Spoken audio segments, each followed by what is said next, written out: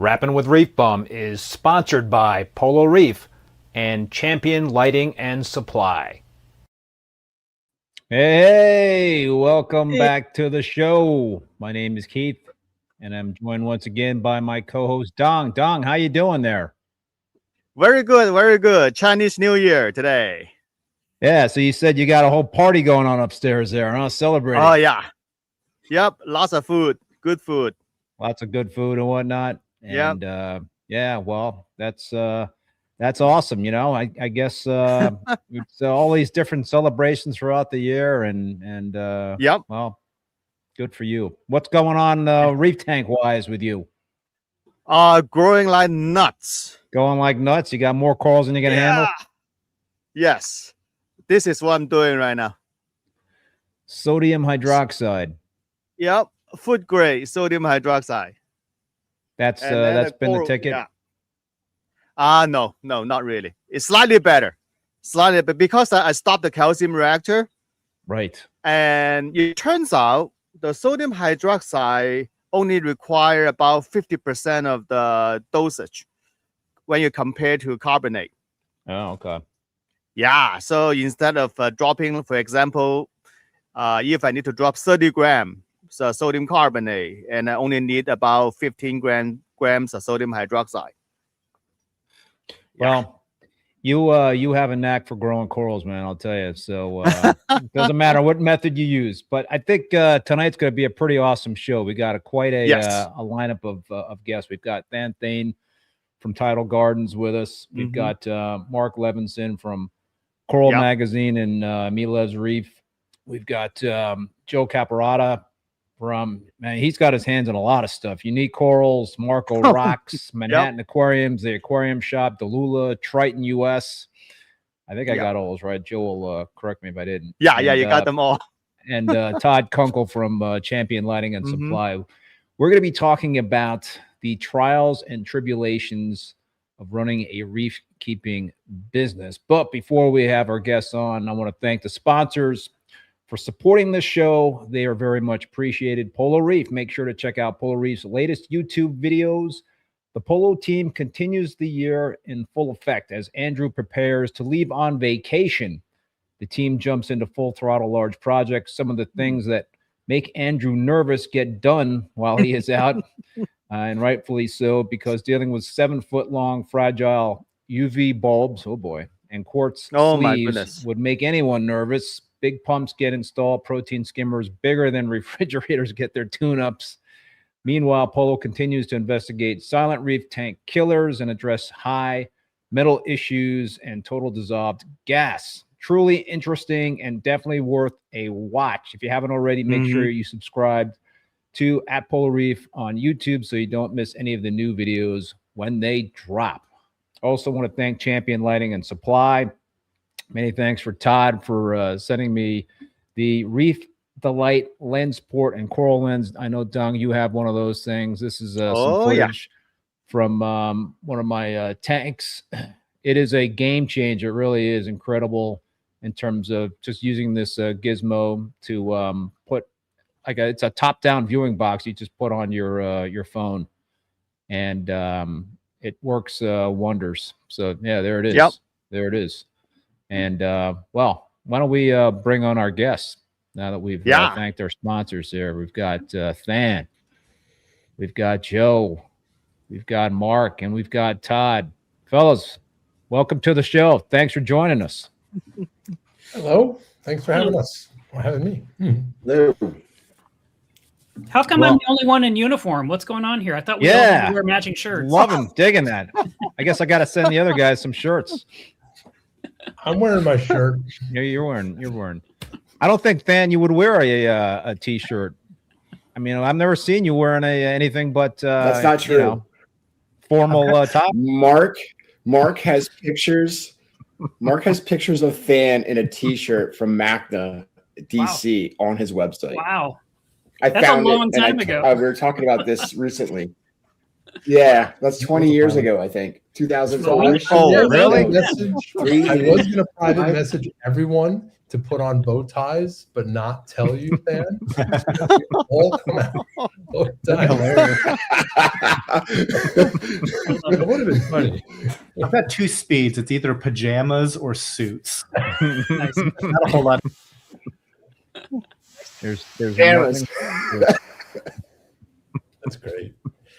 nothing wrong I with need that. one of those lights, Todd. Those I'm using a 10-gallon brand new tank that we wash down with RO water after we film. Where you hold it in the tank, we put the phone in it, but the phone's not at the right angle. You're wasting. You're killing yourself. I gave one to Dong, and he messaged me later on. He's like, I can't stop using this thing. I can't stop using this thing. I need it. As soon as we get off this, we'll send you one. I'm gonna get it. Okay. Oh yeah, no, they're a game changer. Yep. So work smarter, not harder. Yeah. All right, so we're going to talk about the business of reef keeping here, and all you guys have various stories in terms of how you got into it and why and all that sort of thing. But well, why don't we start with that? Why did you guys get into the whole reef keeping business thing? I'll go first. I had too much money and I wanted a good avenue to lose it. So I decided what better than to start a coral business. And it's been wildly successful at that. That's awesome. Yeah. All right. Someone else go. If we only had the money back, we lost. Well, mine was I just fell into it. I started off, I was cleaning floors for a living, and I did that for 21 years. And back in the early 2000s, I would go to work all nights, weekends, and holidays, cleaning floors for businesses while they were closed. And during those times of just running a buffer, which is very monotonous, I'd think of articles for my website. I was just writing educational information, but I started to sell RODI systems. It was like this one page on my website where I sold something, but everything else was educational. And then when I started to learn how to work with acrylic, people got excited, and I started to sell sumps, and I started to make a new web page for sump model A and then sump model B, and I went all the way up to like G or something. And so I had these two products that I sold, sumps and RODI systems. But in 2009, I was sick of cleaning floors. Like, I'm never cleaning a floor again. And my kitchen floor can attest to that. But I decided I was just going to make money with Melevs Reef, or I'd starve to death and I'd die and I wouldn't have to work anyway. And I've been going, that was my primary business for the last, 16, 17 years. And then I picked up Coral Magazine 2.5 years ago when James Lawrence died. So that became like a side hustle that kind of dominates a lot of my time, believe it or not. I didn't know that. That's we used to sponsor your page. Yeah. Oh yeah, it'd be great. Yeah. Todd, how did you get into this whole thing, man? You recently picked up you purchased Champion Lighting Supply, right? I mean, that was but before then, how did you manage to get into it all? So my story goes back into the early 90s when I was in high school. I actually was into keeping fish, and I got into saltwater when I was about 15. I started working at a store while I was in high school. I went to college for marine science, and then I got involved with a guy who actually taught me about how you can actually import stuff or bring stuff in from wholesalers and then start selling it out of your house. And I had started my own business in about 96. It's called Something Fishy. And then I started working at Champion in 98. And for the longest time, we were just open on weekends at the store while I worked at Champion full time. And that store grew in from being my grandparents' farm to being in our garage in our house to now a 4,000 square foot location we've been at for 22 years. So it's been 7 days of working reefs nonstop for the past 25 years. And then in 98, I was hired by Champion, and I was fortunate enough that Perry allowed me to do both operations, work for Champion and still have the store on the side. I always kept it quiet because I never wanted people to know that they always thought we were funded by Champion, and we just kind of want to keep the entities separate. But it was great because we would get people that would come in the store that didn't understand how I knew so much about the hobby. And it was fun to kind of be in that situation where you could share that information from knowing all the speakers and manufacturers and all the other stuff through my day job, but then still sharing that along the lines of having a store. So about a couple of years ago, we ended up, when Perry passed away, Gary and I, who is my coworker, we ended up partnering up and buying Champion. So we've been now 3.5 years. Owning Champion. Cool. Now, Than, I know you've got a unique story there. Yeah, I mean, I've been a hobbyist for a very long time, probably since I was about 8 years old. And I kind of had the real luxury of pursuing other things before circling back around to aquatics. And during that whole process, I did computer science, did law, business consulting, all that fun stuff, venture capital investing, and all sorts of random things. I went to college for like 15 years. And the nice thing about that was that I have like no qualms about leaving all of those things behind. Like, I really did exhaust all the potential things that I thought I might have wanted to do. So looking back, I have zero regrets about not being a lawyer or not being a doctor or not being an investor. And that was really nice because there was a time when professionally, I mean, I guess I was successful, but the level of imposter syndrome was out of this world. But it did allow me in the background to have this side hustle in my backyard where I'm growing corals. And one day it had enough momentum, and I'm talking about like one day after about 12 years, it had enough momentum that it could replace my day job. And at that point, it became pretty obvious. It's like, okay, well, I kind of hate my existence doing this business law thing. I'm just going to fully do this aquarium hobby thing. And definitely that was the right call. Zero regrets. 10 out of 10. Great. Yeah, I spent 26 years in corporate America. And, you know, reef keeping was a hobby for me throughout those years when I was working. But my my last commute was 4 hours every day, 2 hours each way. And it was just killing me. You know, it was a real grind. I mean, I liked the work and all that stuff. But I didn't like the politics of the corporate world. I didn't like to commute. Some of the people were not you know, very cutthroat business and that sort of thing. And you know, so I was fortunate to be able to kind of like turn my my hobby into a part-time business, and yeah, just being able to do that has been awesome. I mean, it's not an easy thing to do, right? I mean, there's a lot of things that a lot of hiccups along the way when you get into the retail side of the business. As a lot of you guys know, it's can be a bear. You've got some challenges. You've got some customers that could really be pushing the envelope there, so to speak. So it's not all what do you call it, rainbows and unicorns and whatnot.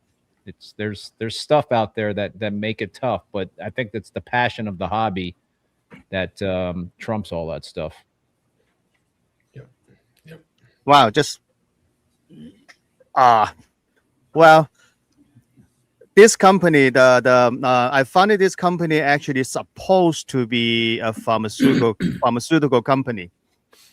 So the original idea is to extract the metabolite from corals for drug discovery. Then you all morph into something like that.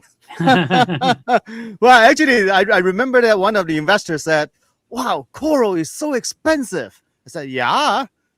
Well, if you're selling coral, then actually you can make more money than wait 12 years to develop a drug." I said, "Yeah. Then can we sell coral then?" I said, "Well, then I don't need you."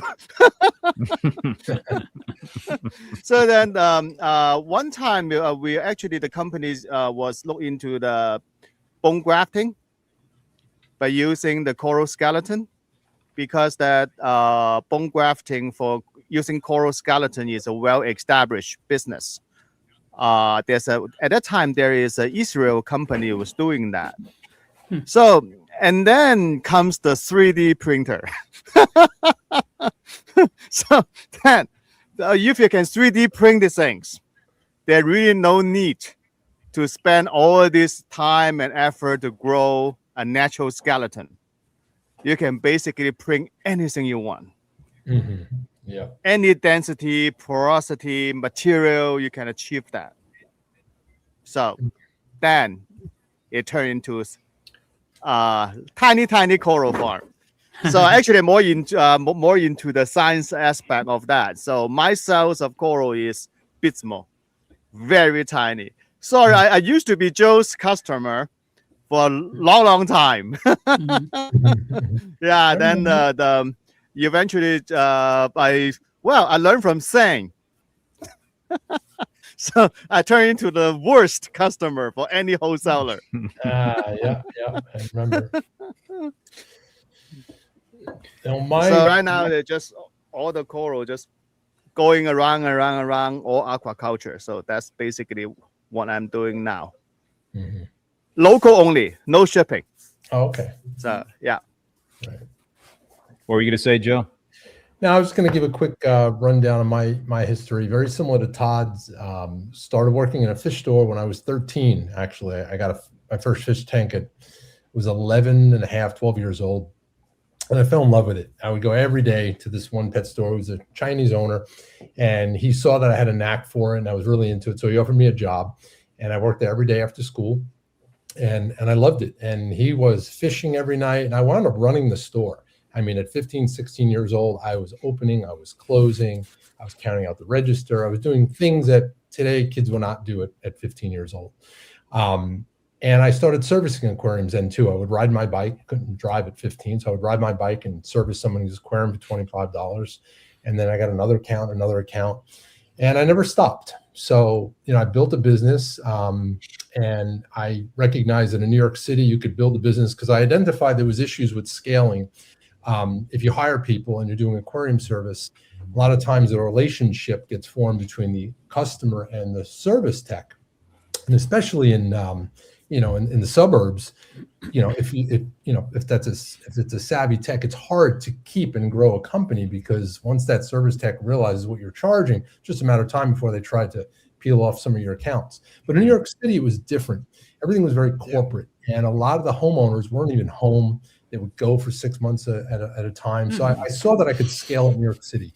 So that's what I did, and I did that for many years. I went to college, got a BS in marine biology, and I never stopped. And then I formed some other companies, Unique Corals. I was purchasing a lot of Marco rocks for a lot of my builds, and there was an opportunity to join that company and become Marc's partner. And Marc eventually retired last year, so I'm running the company. And then along the way, Triton and then DeLua. So I haven't stopped, and I need to slow down a little bit. So it's been a long, fun journey, but so far it's been fun.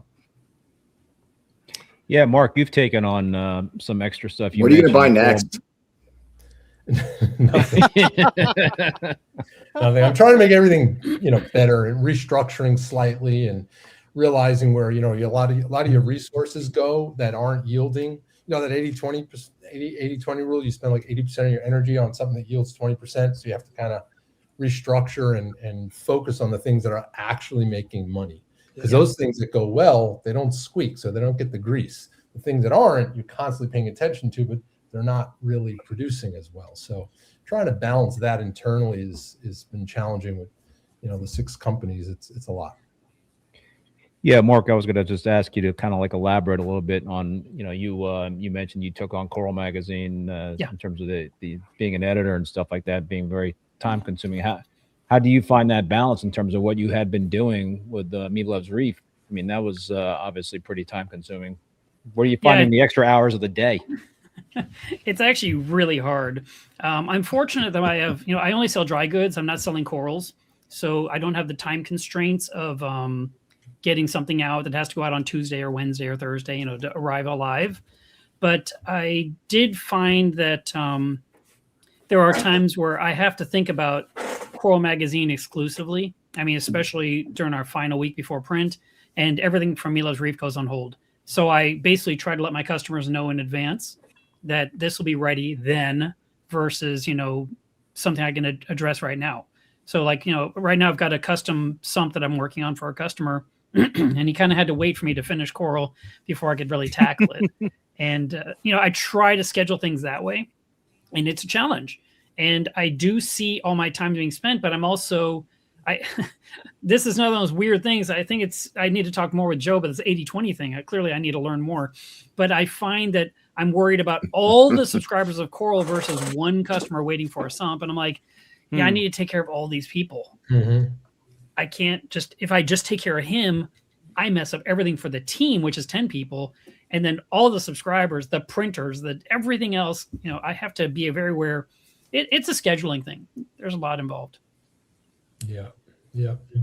And we're also a slave to our habits. I can identify a lot of inefficiency in my own habits, the scrolling on Facebook.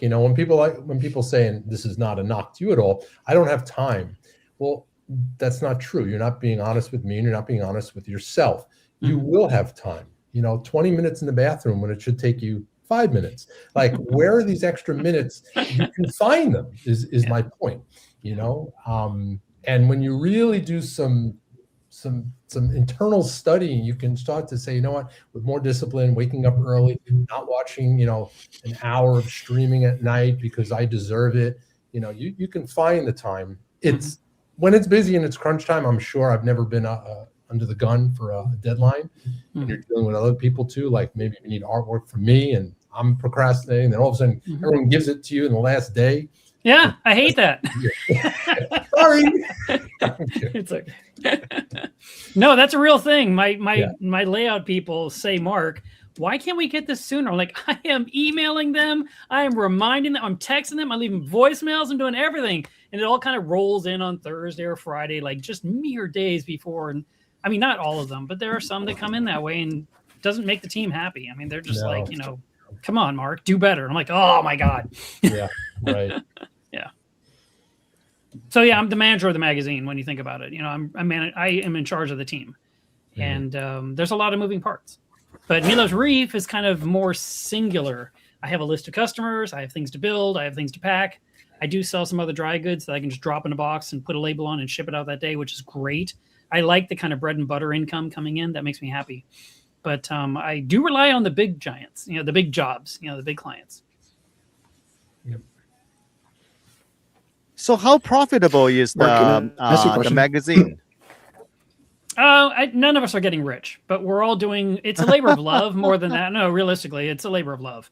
I would love, look, I've been saying this to everybody. So tell all your friends, if you have an aquarium, be a subscriber to Coral Magazine, because I would love to see us have 100,000 subscribers or 1 million subscribers. Because if that were the real numbers coming in, if it was giant numbers like that, everyone would be getting rich over on our team. It would be really good. And we'd have to hire more people. So it'd be awesome. So is it mostly print that you're relying on, or digital subscribers now? Print. Always print. Always print. Print always comes first. We do offer digital, of course. It comes out a month later. So we're rewarding the print subscribers first of all. And then anyone that's a subscriber to the magazine gets access to the last 10 years of magazines since 2015. So they have access to about 60 different publications that or maybe it's more than that, where they can look up any topic we've ever talked about in the last 10, 11 years. Hey, Mark, I've got a quick question. Go ahead, so I remember back in the day, there was some connection between the publishing for Coral Magazine and another publisher called Microcosm for books. Is there still that connection? No, this is standalone now. We're now working under, that was belonged to James Lawrence, as far as I know. This is before me, so I might get this wrong. But Aquatic Media Press at one point purchased or became the owner of Amazonas, which is the freshwater magazine. And then when James Lawrence was nearing retirement age, they actually reached out to me and said, would you be willing to come on and work as an understudy with him for 6 or 9 months and learn the ropes?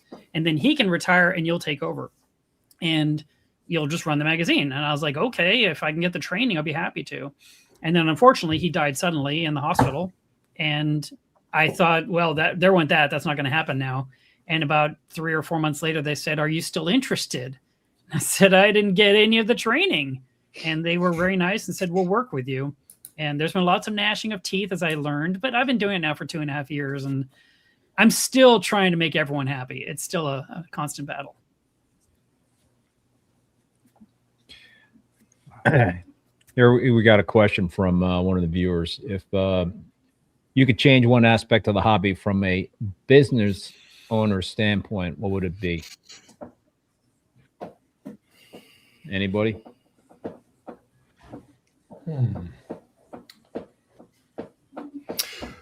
Got you stumped? This is something that Rich Ross and this is something that Rich Ross and Kevin Erickson talk about. And if we could go back to there was a thing back in the day called Max Certified, and it really kind of fell through the wayside. But I think if store owners and businesses could get together and do what the reptile industry is doing and kind of have their own support system, or to basically there's a lot against the industry right now, a lot of conservationists, a lot of like, look at what goes on in Hawaii, where they're trying to shut down everything and not reopen it. But the hobby and the industry itself has to kind of self-police, and we don't have an organization to help us with that. If there's one thing I wish there was a group that kind of could lead that for us, you know. It has to happen in a way that makes sense. Like in 2013, I became the importer of the eco-labeled PNG fish, if you remember that. And each fish came in with the coordinates of where it was collected, the name of the diver, and of course it was guaranteed, certified, drug caught. But the extra charge, the extra cost for that was, had to be passed on to the end user.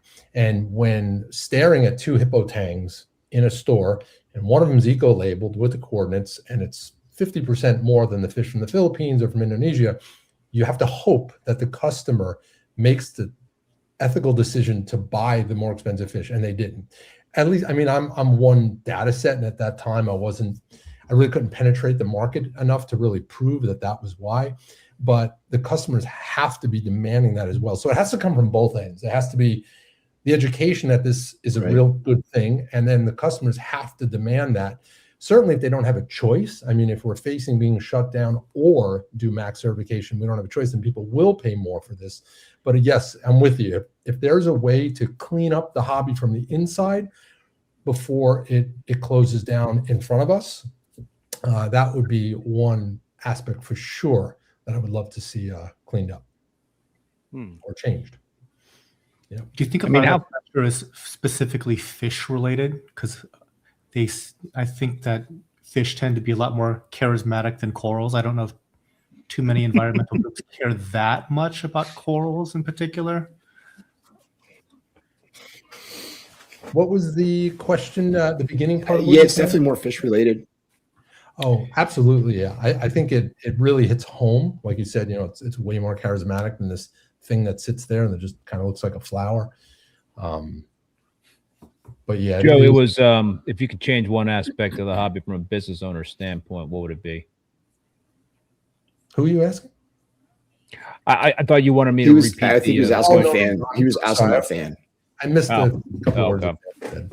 Sorry. I've got a thought that may kind of line into this question, actually, and it's something that came to my mind recently. I reached out to Rhett Talbot. You guys remember him? He was a reporter, and he would dig into these stories.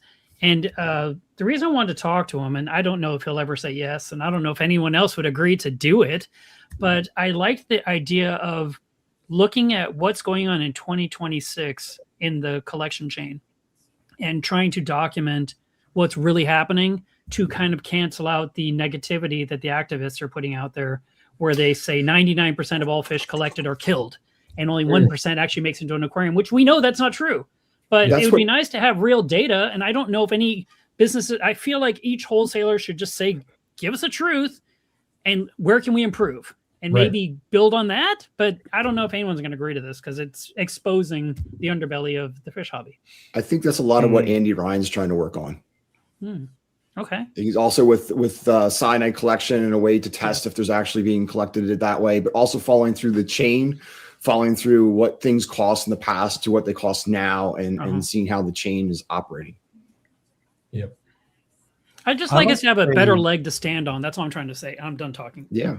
I kind of have like a devil's advocate viewpoint on that. Sometimes when I'm ordering from wholesalers, it can be kind of a frustrating process because you kind of, even as a business, knowing kind of what goes into it, you still get really poor results that you can almost only attribute to like poor practice. So like my I guess recent rant is like trying to get certain inverts. And like I call a wholesaler and they say, we have 100 available. I'm like, great, I'll take all 100. And then the next day when they go to ship, they're like, oh, actually, we only have 60. And I'm like, interesting. Maybe they sold 40 of my 100 that I said I was going to buy, right? No, chances are that many died overnight. They send the rest to me. And of the, what I make up number, 60 that I received, one survives. Oof. So I end up paying like $800 for an urchin. Like that sort of stuff. And that's not a unique one-off experience that I've had ordering wholesale. So like sometimes like the numbers I think in the aggregate might be a lot more favorable, but like personal experience, every now and again, you get these whack results. And yeah, sometimes that can be a very frustrating thing to see. I think this... sorry. Go ahead. I think that this is a very common thing we see these days is that the live fish and some of the invertebrate from wholesaler, the quality is kind of interesting. So basically in Boston area here, we said that if you start selling fish, it basically is a non-profitable business that actually lead to everybody hates you.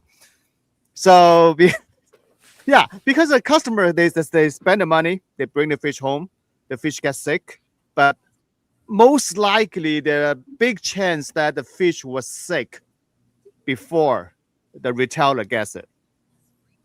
Actually, now this happen more and more often.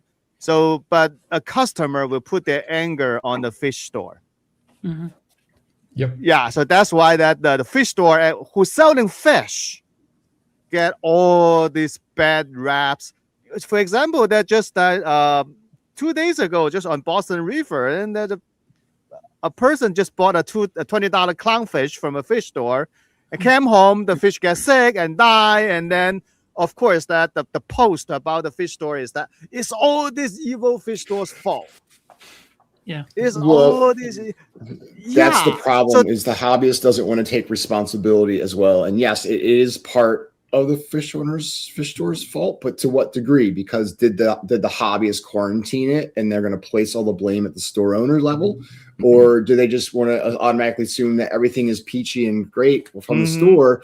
And they do the same thing if they buy it online. So they'll bitch about their local store not having what they want or not selling high quality fish, but they'll go buy it from an online source where they don't know or see what the background really is, what's going on behind the scenes, where there's probably just as many dead fish floating in their facility.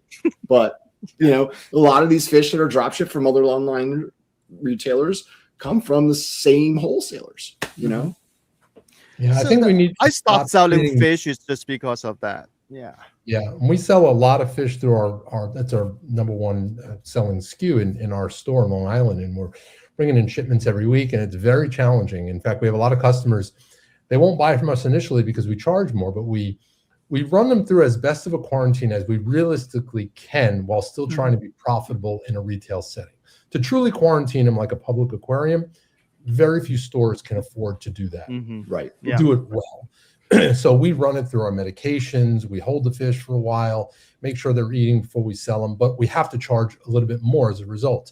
Thankfully, a lot of the local stores that were competing with us went out of business because they were cheaper, but they couldn't keep their customers because they were constantly selling sick fish. So people come in and say, "Oh, you guys are a little bit too expensive." They go elsewhere. They would come back in and say, "Oh, the fish I bought elsewhere died, so I'll spend a little bit more money on this fish because you're feeding it in front of me and everything looks healthy. But getting back to what Than said is, I think we still have a lot of room for improvement. We've gotten there with corals and by and large with fish, but inverts, I live in LA.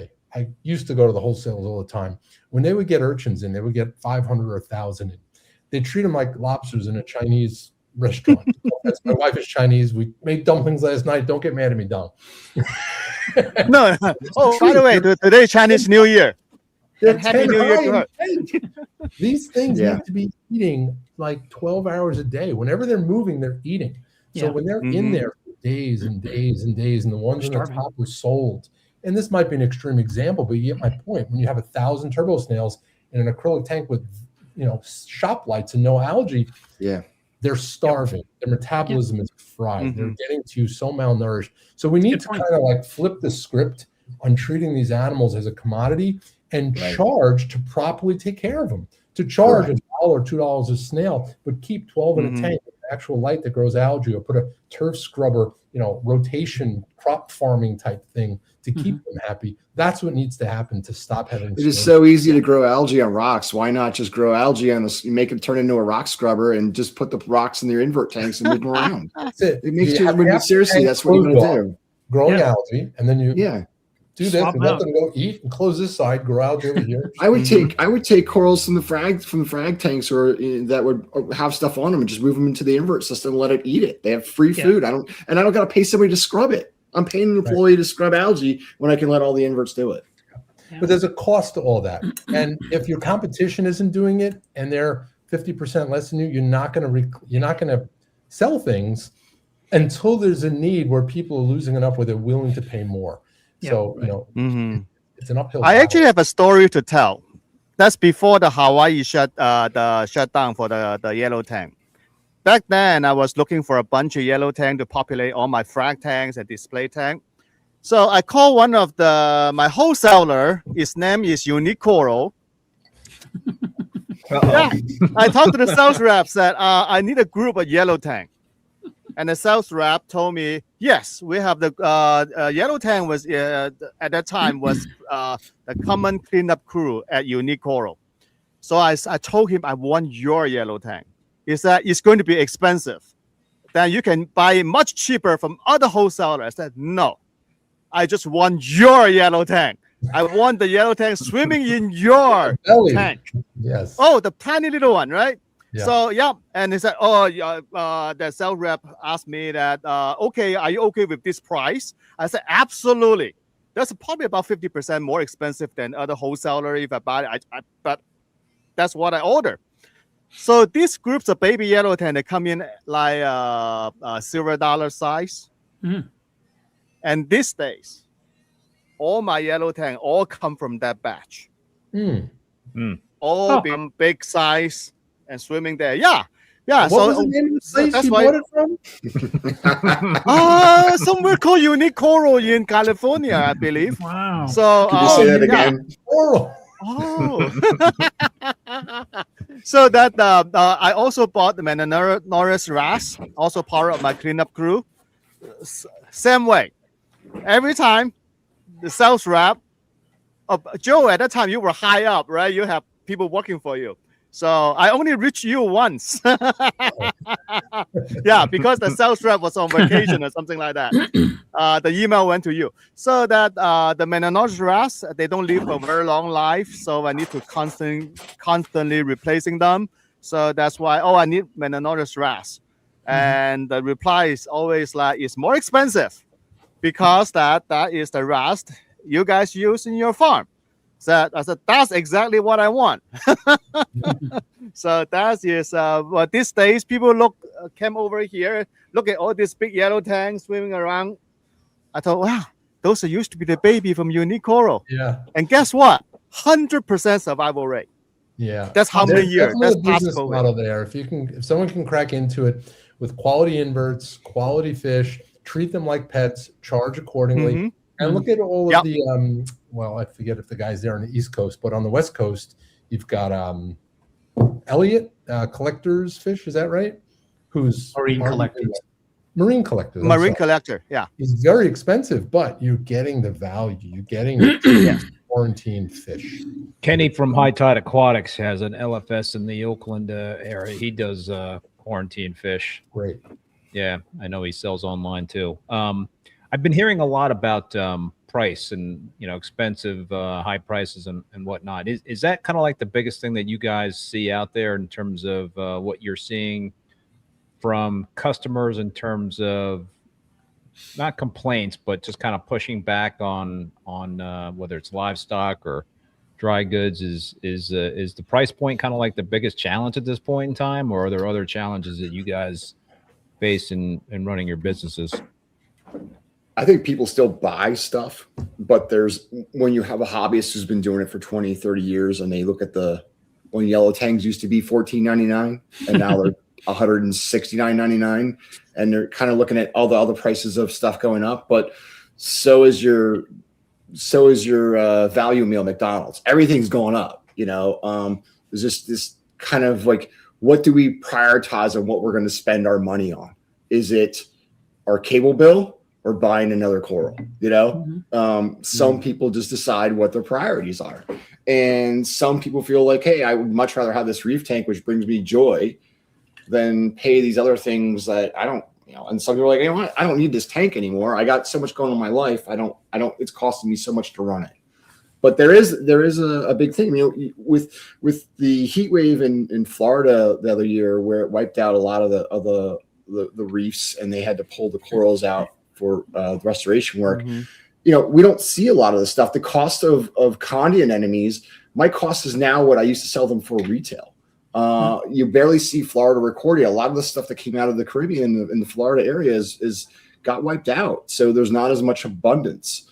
We see peppermint shrimp not as available because of red tide more frequently, because there's so many people fertilizing their yards in the Tampa area or so. And so it is a bit of a struggle. It's not just those locations, but it's corals in general. It's fish in general. We don't see the variety of things that we used to see 10, 15 years ago. It's different. It's a different market, you know. I have customers that buy from me out of loyalty. You know, they watch my YouTube channel, or they've been buying from me for a while, or they just want to support me. And my prices a lot of times are actually too low.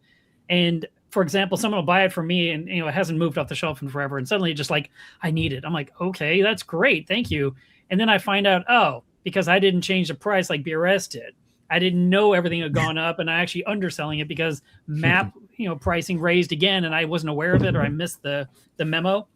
And so I just like, all right, whatever, it's the item sold. But kind of back to the earlier thing about if there was one thing you could change, it did occur to me one more thing that actually has been an ongoing problem forever, and that's wholesalers selling to hobbyists. And I've got a story I can tell you too, if we have time, but I do want to point out that the wholesalers are supposed to sell to stores. That's the point. And then the store sells to the consumer. And if the consumer is able to go straight to the wholesaler, they're cutting out the store, which undermines the store's future existence. You know, especially if you have one guy that does it, whatever. If you have 50 guys that do it, okay. If you got 100 guys doing it, that store is going to go out of business because they're all going straight to the, you know, it's sort of like circumpassing, is that the right word? Walmart to go directly to wherever Walmart gets their stuff from and wipes out Walmart's business, right? It's the same thing with us and with people going to wholesalers and buying it cheaper. I kind of get that the wholesaler might just want to bring in some more cash because they need the income, but at the same time, it's hurting the overall industry.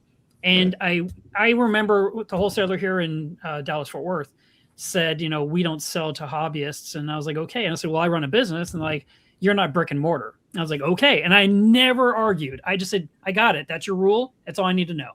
You know, if I could get from you, that'd be great. But if I can't, I shan't. I'll just sell what I'm allowed to sell. And that's the end of it. But I do know some people will do that. And they're very proud of that ability to score that special deal under the table. And I think that actually hurts the hobby. I think you're going to see a lot more of that, of wholesalers selling to retail customers. I think that's going to be a stronger trend going forward. Yeah. And honestly, I think that's a lose-lose for both the wholesaler and the retail customer. because I think that wholesalers, if they've been purely wholesale and only dealing with store owners, there's the occasional goofy store owner, right? But nothing like goofy retail customers. They're not ready for that smoke. On the other end, I don't think that retail customers have their expectations in line for what they're about to experience buying stuff cheap wholesale, like my merchant story, right? You're going to have some messed up experiences, and the online discourse right now, from what I see on a lot of consumer end, is that their expectations on retailers is super high. They want everything quarantined. They want everything inspected for pests, everything. Okay, what you're about to get from a wholesaler, you're gonna have a time to save that however much percent. Have fun. Yeah. So that's something Meckley and I talk about a lot, and it's a frustration because you get a hobbyist who starts a store and they are at the hobbyist level and they think that everything that comes in should be the greatest looking piece ever because they paid a premium price for it, but not realizing, look, this is import, this is transship, this is wholesale, this is not, you are talking about a big organization here trying to bring as much pieces as possible. This is not just a store selling 20 pieces, and everyone's, aquaculture and well taken care of. This is putting it through the ringer, Yeah, I also think, the internet has kind of gotten rid of the middleman in a lot of cases now. You can buy your plane tickets online, your cars direct from Tesla, and computers from Apple. So the customer is expecting to be able to buy direct, and that's not going to go away, I don't think. So a lot of it is based on old business models of, common supply. Stuff enters the US, it goes to wholesalers and then to stores, and I get it, I love it. But I think it's a hard fight to fight. And I think we're going to start to see, like, I've sold wholesale and retail for many years, but I preserve the pricing integrity of both tiers. And if I start to erode that, it's a slippery slope and it goes downhill quick. So you have to keep that pricing separate, but it's hard to do. Another thing I wanted to say back to what you were saying, Todd, is I was having a conversation, or I had a conversation with Ryan at BRS at one of the recent shows, and he touched on a very important point. He says, back in the day when he was very loud on BRS on his YouTube channel, he and like Jake Adams were pushing these high-end builds. Why this skimmer or this pump or this LED light is worth spending $1,000 on, $1,200 on. Those voices are largely gone. There's very few people educating the consumer on the differences in quality between a $1,500 pump and a $400 pump. Now, a lot of customers or hobbyists are getting their info from quick social media, TikTok, Instagram. A lot of that is sponsored. There's not a lot of substance behind that. Some of these tanks are set up a month before, and their corals are thrown in. So you don't really see that history progressing like you did in a BRS studio, the Reef Builder studio. So they can say, oh, this light's great, this pump's great, but they were just given it and they're paid, advertising dollars to say it's great. So I think we're shortchanging ourselves, and the hobbyists are not getting, they're getting almost disingenuous advice on what equipment is doing what for these tanks. Guys like you, Keith, that show the progress of your tank under these lights and this supplement. Those are the voices that we probably need to hear more of. So what I'm getting at is a lot of the customers are probably not buying the expensive things because no one's telling them to. Or it feels like they don't want to spend the money on it, but why should they? If the success they're seeing is driven by, much cheaper alternatives. So just Keith, can I tell my horror story now about buying from a wholesaler? Sure. All right, you're gonna love it. You're gonna love it, guys. All right, get your drinks, be ready. All right, so here's the thing. I'm in California. I'm with my best friend, and she says, "Let's go to this wholesaler." I'm like, "Oh, that'd be cool," because I just wanted to see how it's done. It's all I cared about. Had my camera. I'm just gonna take pictures. And she is like, "Okay, when you're in there, you have to act a certain way." I'm like, "What do you mean?" She goes, "You have to act like you work for a fish store." I'm like, "Why would I have to act like that?" And she's like, "Because they only sell to fish stores." I'm like, "I don't care. I'm not here to shop.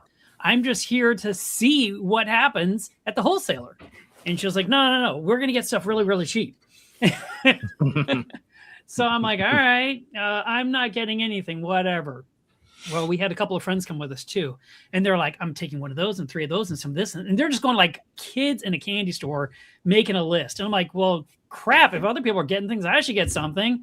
So I saw this one tank with maybe like 150 yellow tangs. And I was kind of excited. I was like, oh man, I really like yellow tangs. I'll get 3 yellow tangs. And I might have got a couple other things, but all I remember are the 3 yellow tangs. So I had my fish and he had his fish. And we ended up with, you know, when the wholesaler was done packing this order, and we got to watch the packing process, which was really interesting. And then, you know, we had these coolers, these big styrofoam coolers in a box that we had to then take to the airport because we're flying home from California to Texas.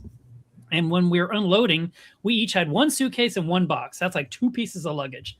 And for some reason, the guy at the curb that was helping unload the bags said, we can't take these boxes. I'm like, of course you can. It's each of us. There's 4 of us. There's 4 boxes. And they're like, no, we can't do that. And I'm like, it's literally luggage. Just calm down and give me a label, you know? And he was like, no, I can't do it. And he called his supervisor, and some guy came out in a 3-piece suit. And he's like, what are in these boxes? And we're said living animals, fish and corals, or whatever. And the guy was like, yeah, we don't ship live corals. That's not what we do. I'm like, you just check it like luggage. In 4 hours, we'll be home. We'll unpack it. The animals go in the water. They're going to be fine. And he was like, no, we can't do that. We can't do that. And he pulls out his phone, or he looks something up. I can't remember what it was. It was a long time ago. And, he checked with a home office. And this is like, let's just say it's American Airlines. Like, really? And he says, yeah, we can only ship dead fish. So if the fish are dead, you can have that in your luggage in that box. I'm like, well, they're not dead. And if you keep this up, they're going to die. But, we're going to miss our flight. And then finally the guy says, look, here's the only thing you can do. You've got to ship it cargo. I'm like, okay, so take your boxes downstairs to cargo, and they'll take care of you. So we have to find a way with our weird wagon that we have with all these boxes. While the girls went off to, go check in at the airline, we're trying to get rid of these damn boxes. And I'm thinking, this was so much of a hassle. Why did I agree to this? Why am I in the middle of this mess? We get downstairs, we get to cargo, and the guy's like, do you have an account? I'm like, no. Cash. The answer is cash. And he's like, well, I said, okay, we'll just make an account. He's like, that's fine. You just fill out all this paperwork and like in triplicate, and you're allowed to ship 1 pound. I was like, what are you talking about? He's like, your first shipment can only be 1 pound. I'm like, oh my God. So we go back upstairs. At this point, we've missed the flight. We are now being bumped to the next flight, and I'm raising hell with the TSA. The girl at before TSA. TSA was fine with it. They were fine with it. But no, American was like, no, we can't possibly do this. This is crazy talk. No one ever does this. I'm like, this happens every effing day. So anyway, we ended up calling the wholesaler and saying, we're in a pickle. Is there any way you can help? And they said, yeah, we'll have our guy show up, and he'll take it down to cargo, and we'll ship it with our label, and you pay us. I was like, that's fine. So I swear to God, in 2 minutes flat, the van pulled up from the wholesaler, took the boxes, and apparently went downstairs, and then it was supposed to go in the belly of the beast. I'm like, okay, good. Now we're catching our flight. We're going home. And because it was weird, we heard that the boxes went on the flight we missed. It somehow got on that plane. We're like, okay. So we're actually getting there on the next flight. So technically our boxes should be waiting for us. So when we get there in Dallas-Fort Worth, it was worse than that. No, they never left the runway. They're still sitting out there. They're still in California. And they're like, but it'll catch the next flight, which is like midnight. So now we tell the ladies, go ahead and go home. We're going to get a hotel or a motel near the airport because of the hassle factor, because we're so far from the airport. And we set an alarm to wake up at 5 a.m. to go to the cargo to pick up our boxes. And when we get there, they're like, you have to have a business name on your credit card that matches the business that shipped it. And we're just like, what are you talking about? And it was just unbelievable. So then we finally get these boxes. I think we ended up using someone's business credit card we weren't supposed to use to make this thing happen. And we got our boxes, and I had my 3 yellow tangs. Plus I had like 9 other fish from this other guy who said, I don't have time for this mess. I'm just going to fly home and I'll pick them up from you later this week. So now I'm in charge of his fish for a week in my sump. Anyway, I've never bought from a wholesaler ever again in my life because that was just way too much of a hassle. Yeah, that is. I hate shipping cargo. That's actually why we slowed down selling wholesale. Is, you used to be able to drive to the cargo, you're in and out in a half hour, then it turned into an hour, then 2 hours, then more paperwork. And then all of a sudden they just, like last year, they just canceled everyone's cargo accounts through Delta. And I've had a Delta cargo account for 15 years. Suddenly it was gone out of the system. We showed up. I had to call an industry favor and call somebody else to ship on his account. And he just went through all of it and had to re-sign up. And all the legacy accounts got canceled and they had to sign everyone up. So now I'm like, oh, it's UPS overnight or nothing. That's just all we do. Well, so this is leads into a question we wanted to ask in terms of the state of the shipping industry and how it's impacting your businesses. I stopped shipping live coral frags because the cost was climbing up, the reliability was going down, and it just didn't make sense for me anymore to keep doing that. And and I think also I've seen other signs of stress on the shipping industry, not necessarily just the next day air stuff, things getting lost or things showing up to the wrong address or just evaporating into the ether. How has has it what's been going on with the shipping industry? Is that impacting your businesses and how are you kind of adjusting to that thing that's going on there that is hurting your businesses, if it is? Ben, you probably ship the most coral out of all of us. It sucks so bad. Yeah. Well, okay. We flip-flop between FedEx and UPS depending on how each of them is doing service-wise. For a long time, FedEx was really, really good. And lately, I would have to say that UPS has been quite a bit better for us. The price tag of UPS is so excruciatingly high. We still, we charge, I think, roughly, the going rate for an overnight package. But I don't think that people understand that we have an insanely good corporate discount, and we still take a loss on that shipping component. It is so expensive. So whenever people do complain about shipping, I'm like, please just go and buy a shipping label. We will put it on the box. Okay. Yeah. Pay the retail rate. Yeah. Oh my God. That There's a big disconnect on what the cost is versus what people think it should cost, and they don't ever ship, so they don't realize it. It's crazy. And UPS, I think that they've laid off like 80,000 people like in the last few months or something. And I'm like, that is not inspiring confidence in me. And whenever there's like goofy delays and stuff like that, we cover everything. We self-insure for all manner of problems that UPS might have. And it is beyond frustrating to like just have like, let's say you have like 15 boxes going out and 10 of them are going out just fine from the same location. And 5 of them were like, oh, the plane had an issue. I'm like, no, it didn't. Stop lying, right? And whenever there is like an issue that that one of these carriers can identify, oh, there was fog, oh, there was like too much frost on the wing, or whatever, engine failure, acts of God. They're not covering anything. And not only are they not covering anything because it's like livestock, and even if you like have that, insurance on the package. Correct, because like you're okay. So there's 2 levels of insurance, at least as far as UPS is concerned. There is the standard like insurance that you can insure any package for. That does not apply to livestock. Yeah. Period. Okay. Yep. There's a special insurance. And so you actually have to talk to like a business manager for this, plus the risk management group at UPS. Okay. So that costs extra per box to now ensure the fact that it is livestock. Except if anything that they can say was the problem, frost, fog, engine problems, whatever, weather that related. insurance does not apply anymore again. So literally everything has to be perfect, and it has to be a complete failure, like complete negligent failure on UPS's. They lost it or something, right? It has to be off the charts silly, and Yep. then that insurance policy will kick in. And so I'm like sitting back thinking, we're just gonna have to eat this. And so we do. Like we cover whatever nonsense might happen. And good luck on trying to collect on a claim that you are justified to collect on. It could take months to see that money. Oh, Or yes. never. Yeah. Or never. Luckily, Yeah. we've had a great UPS rep, and we've actually gotten like quite high in like even the corporate communications. So they have like some special things where they can kind of take care of us. Mm-hmm. And then homie retired.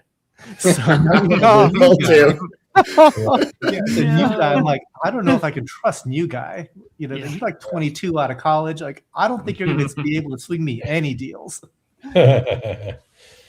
So Yeah, go ahead, UPS Joe. Capital insurance, and for a while it was good, but you have to pay for every shipment. You have to pay extra to insure it. But when you're shipping $1,000 with the stuff to Dong and it comes in dead the next day, or I'm sorry, wasn't delayed the next day until the following day, and it's dead, they would reimburse us. And for a little while it was good. We had good communication, but it's only as good as the rep that you have.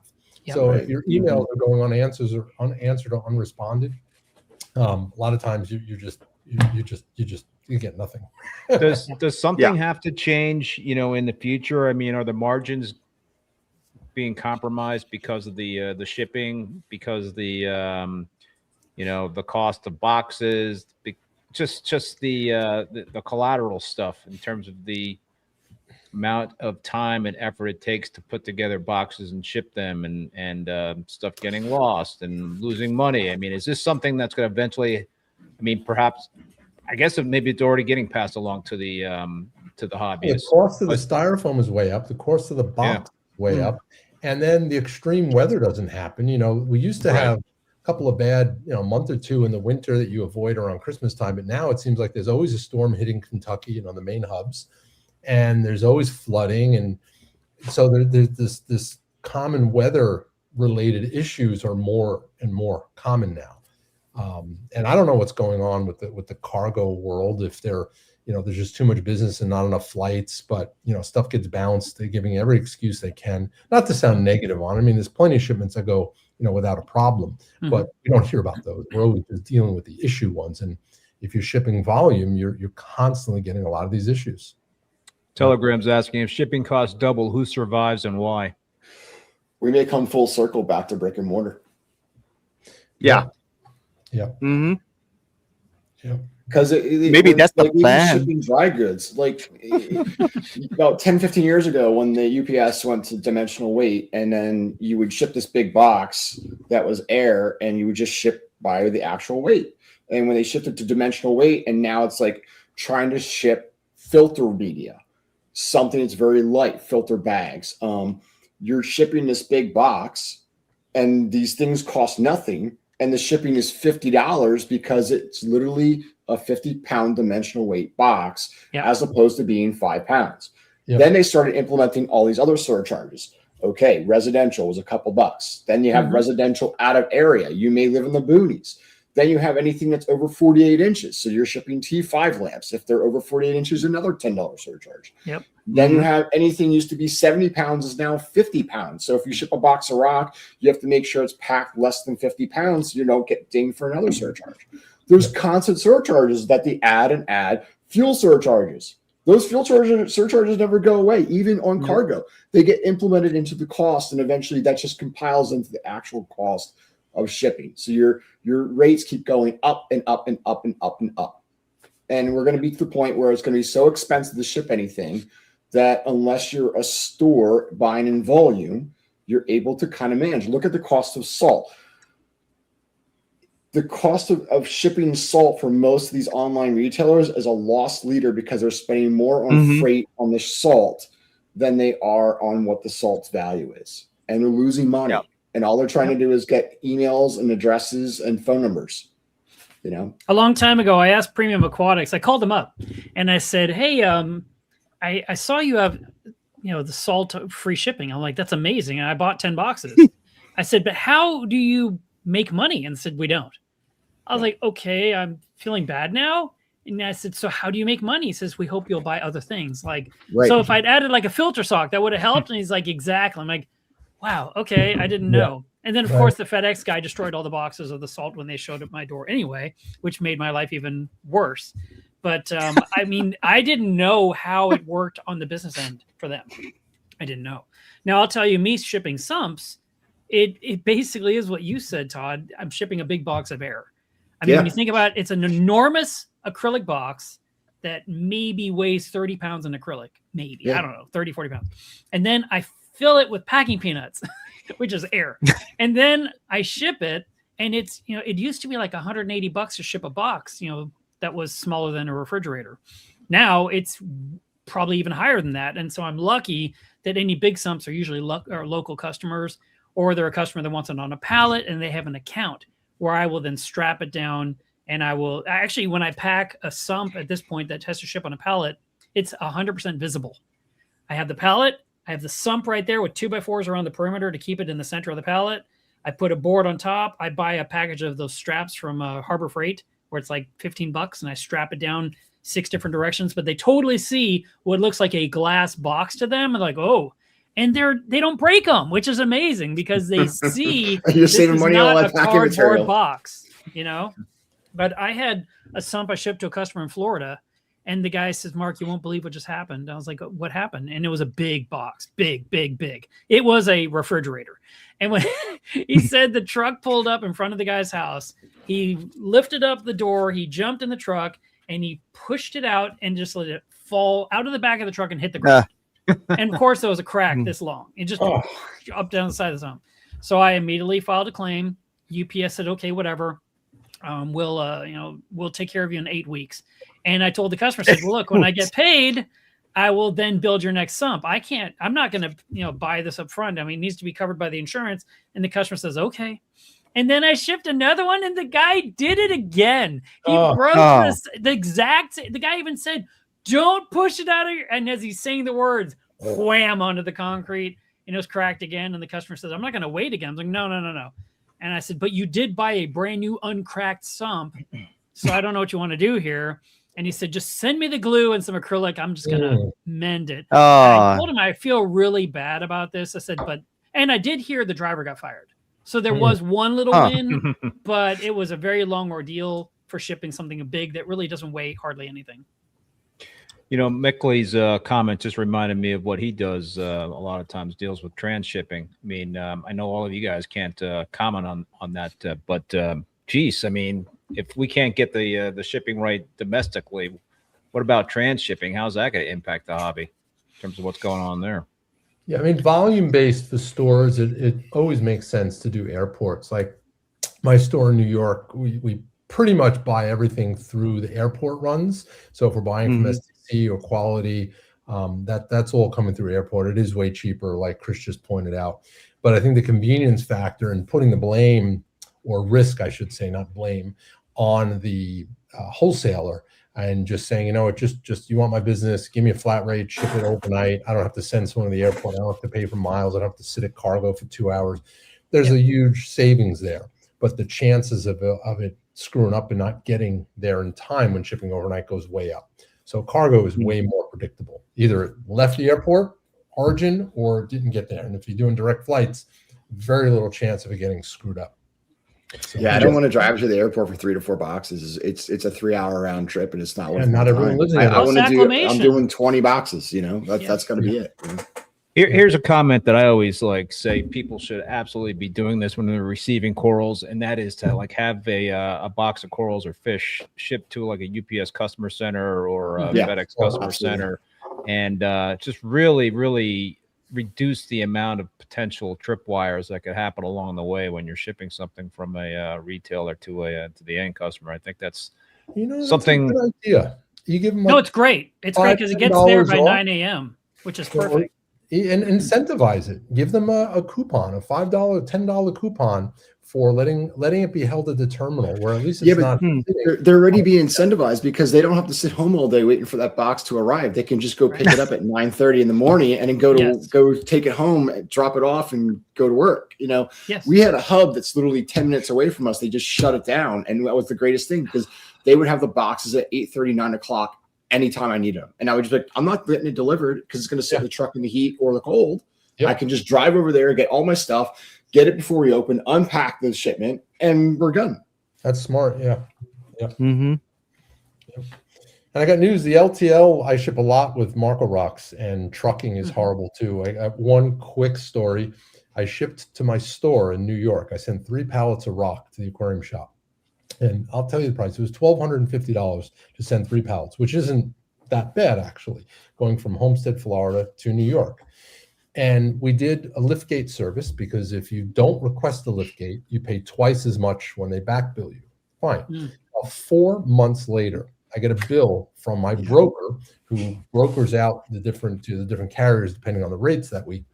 And the bill was for an extra $1,300. I said, I don't understand what this is for. We asked for a liftgate, and the bill was $1,300 on top of the $1,250 for an inside delivery. So first thing I did is I called my store. I said, guys, inside delivery, what's going on? He goes, what do you mean inside delivery? You can't fit a pallet in the inside. The door is 36 inches wide and the pallet's 42 by 48. You can't physically put it inside.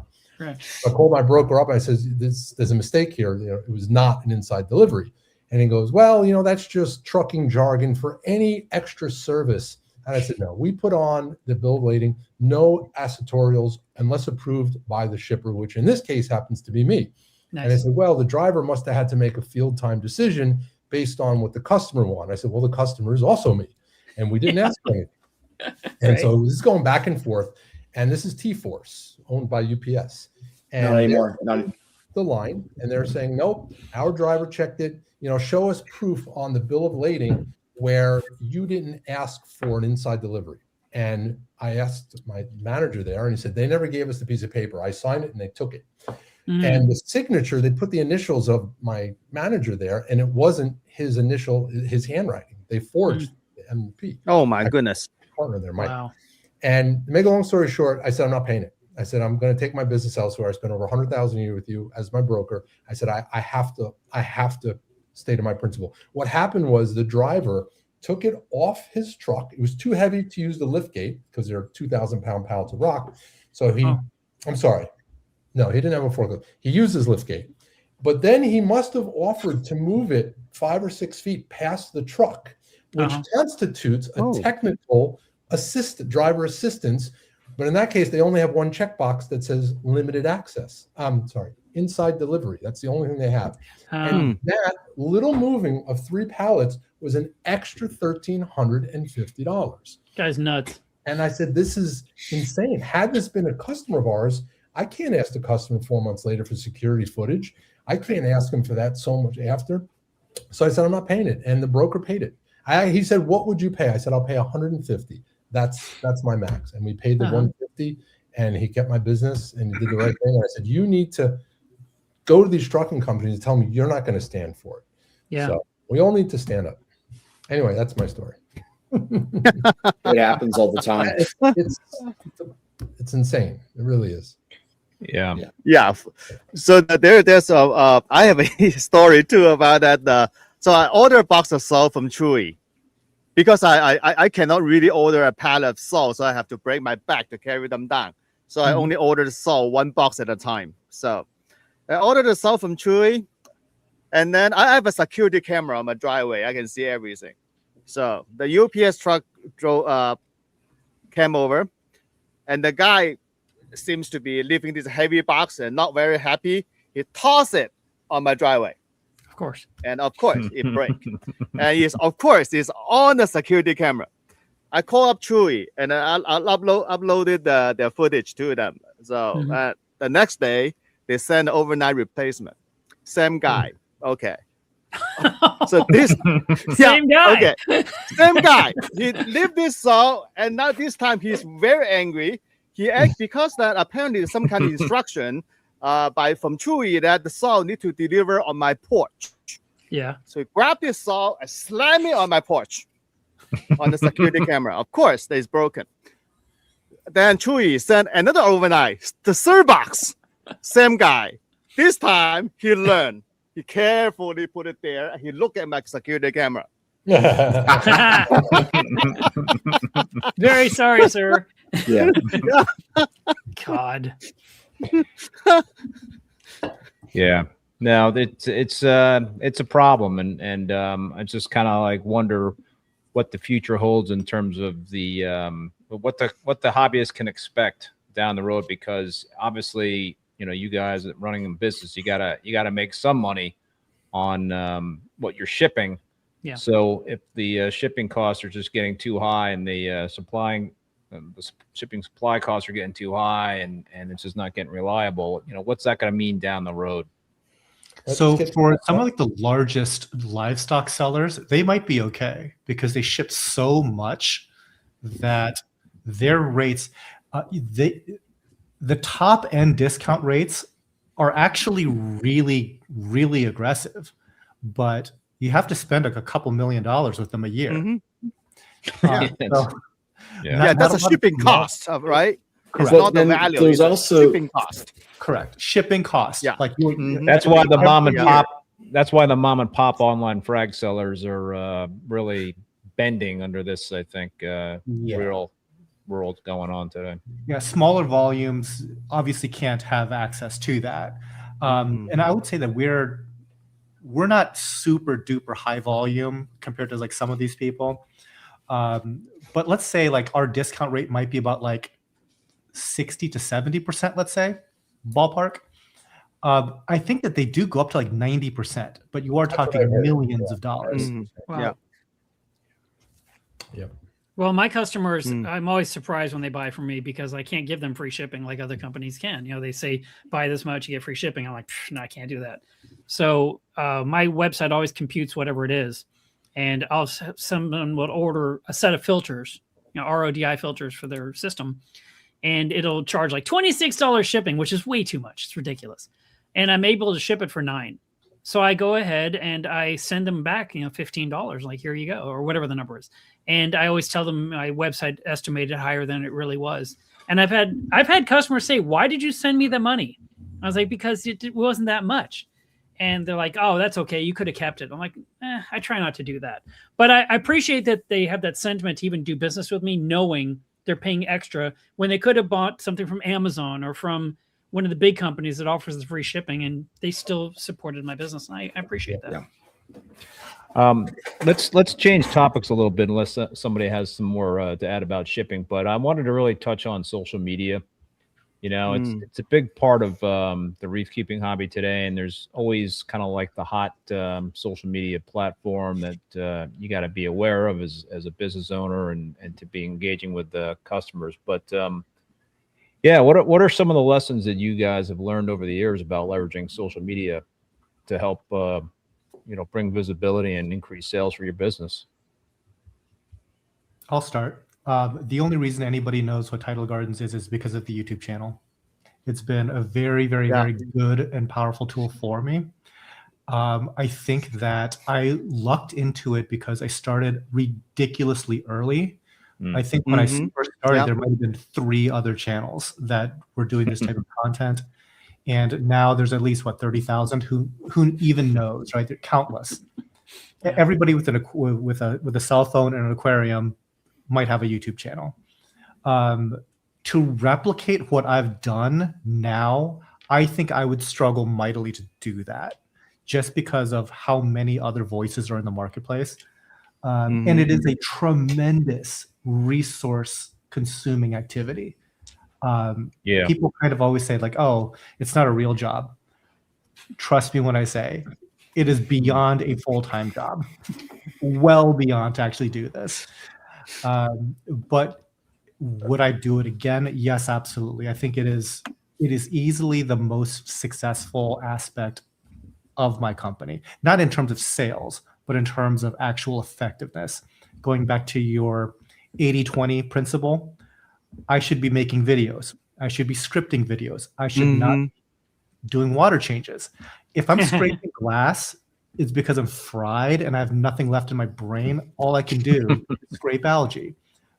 But given the choice as to like what is like the effective use of time, it really would be on online content creation.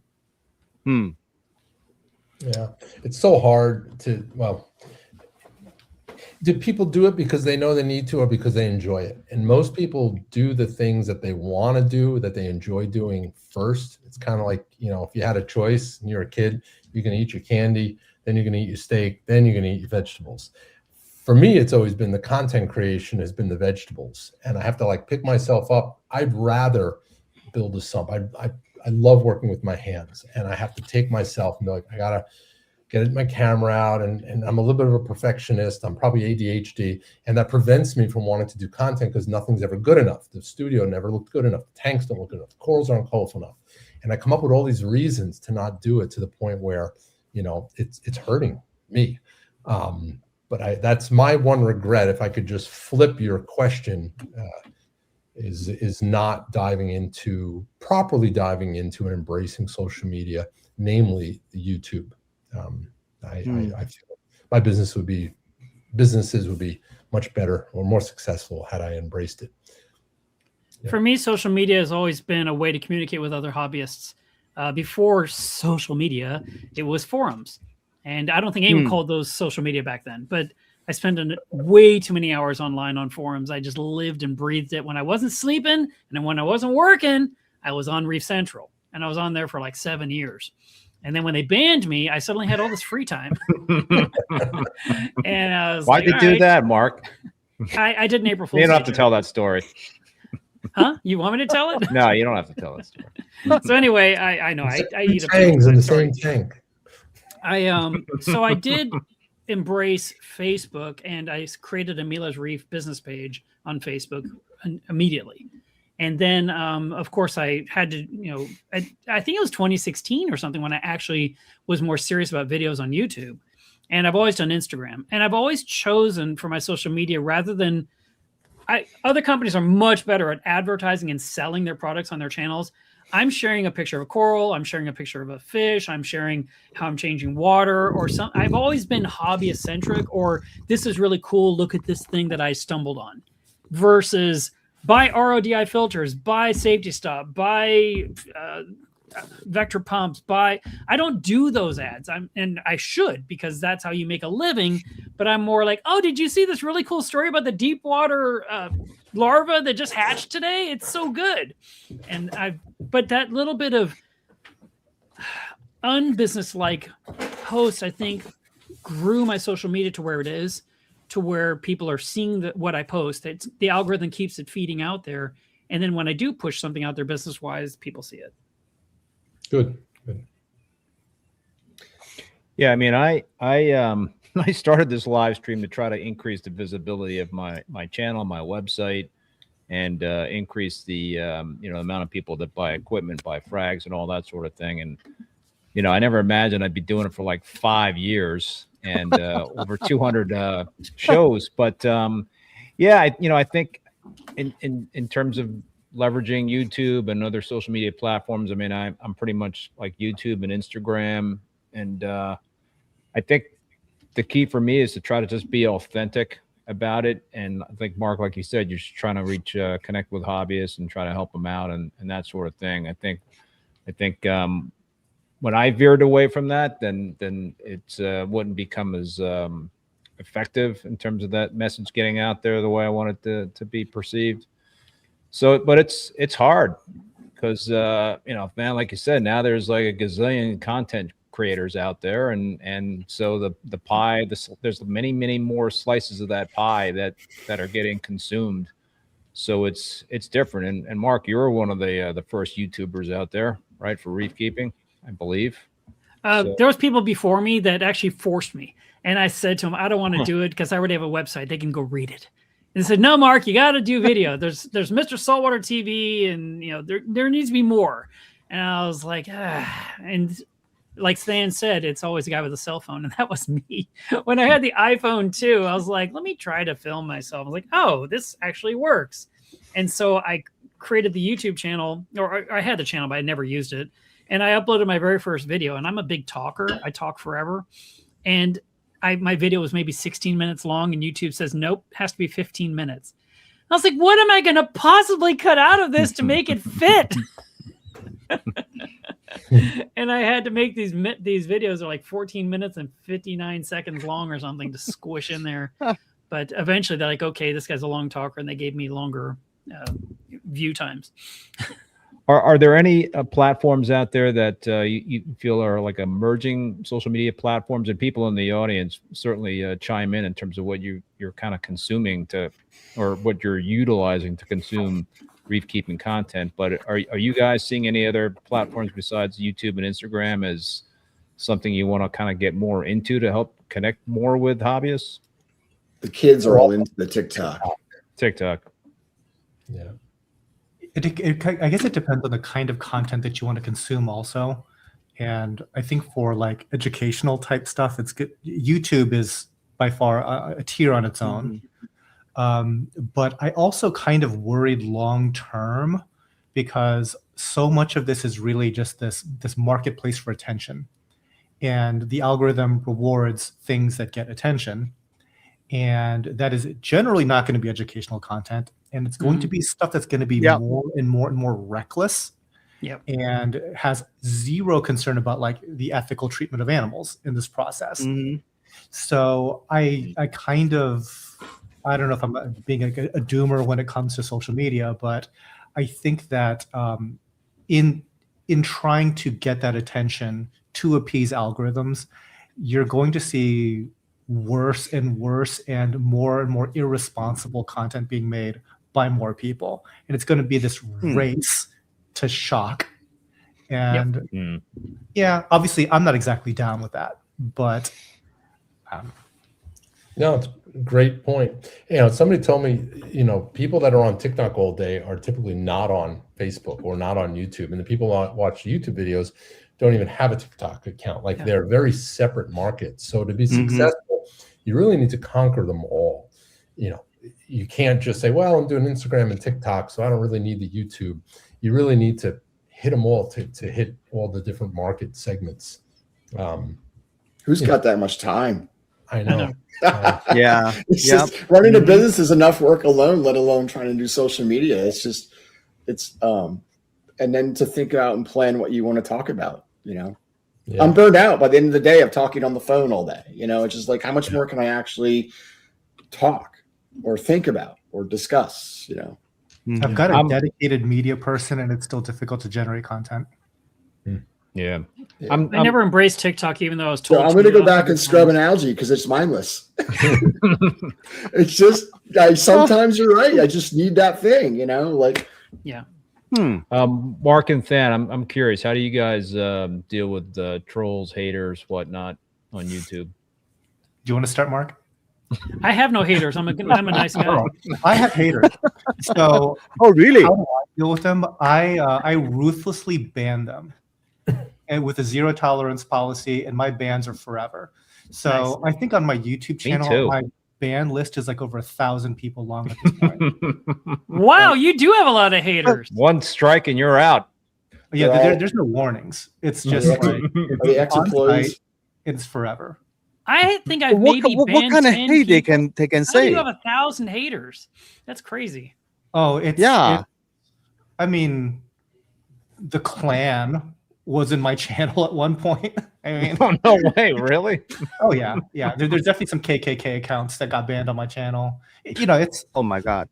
What do you talk about on your channel? I cast a wide net. So clearly, no, it's the reason why I don't you get a caught lot some of bad comments. stuff. Yeah, probably the reason why I don't get as many comments as other channels is because I ban everybody. That's funny. No, that was a typo. Forever. No, I don't have a lot of haters. I think usually here's the reason. My opinion.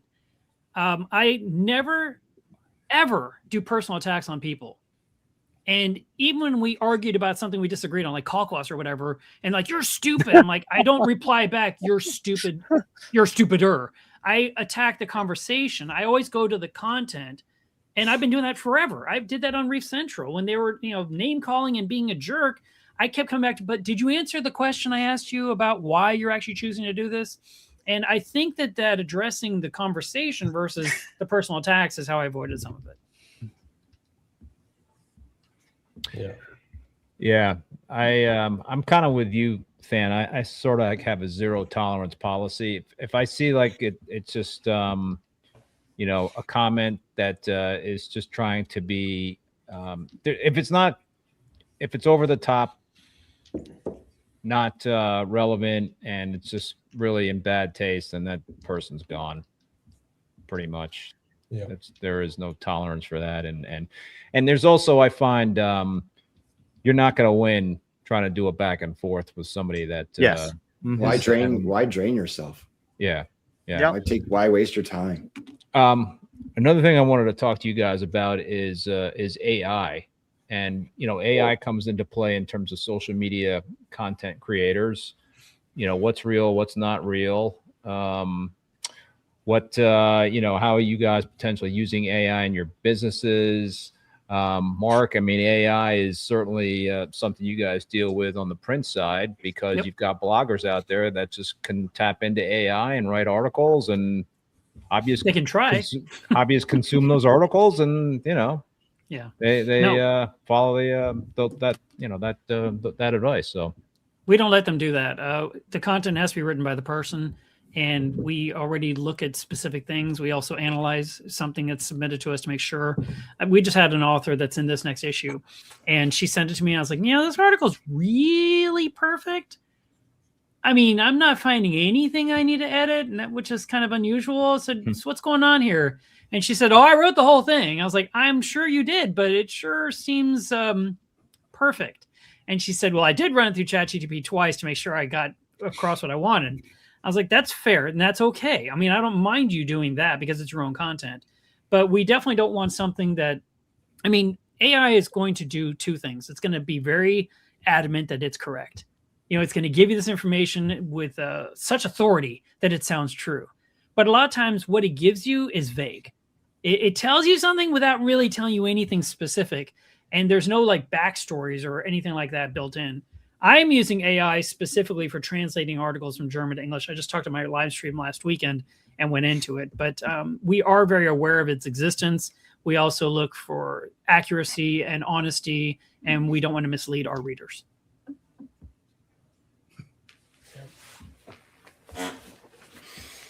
I had a friend who does courier maintenance, and he said one of his customers recently told him that they were going to learn how to take care of the tank themselves through ChatGPT. Oh, by the way, what's the name of the bluefish that you put in there? So it's crazy. Oh, we had a customer buy a coral. She actually bought it in-house at Uni Corals, and it wasn't doing well. And she called up one of my guys, and Jack was talking to her, and he says, well, what's your light schedule? She's like, oh, about an hour a day. And he says, whoa, what? And she said, yeah, I keep it on for 1 hour a day. He goes, well, why would you do that? He goes, well, I ChatGPT'd it, and it said corals need 1 hour of light acclimation per day.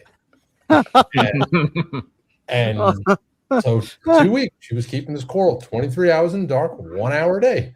Oh, my God. She straightened that out. So I don't know if she misread what it actually was advising or if it literally said that.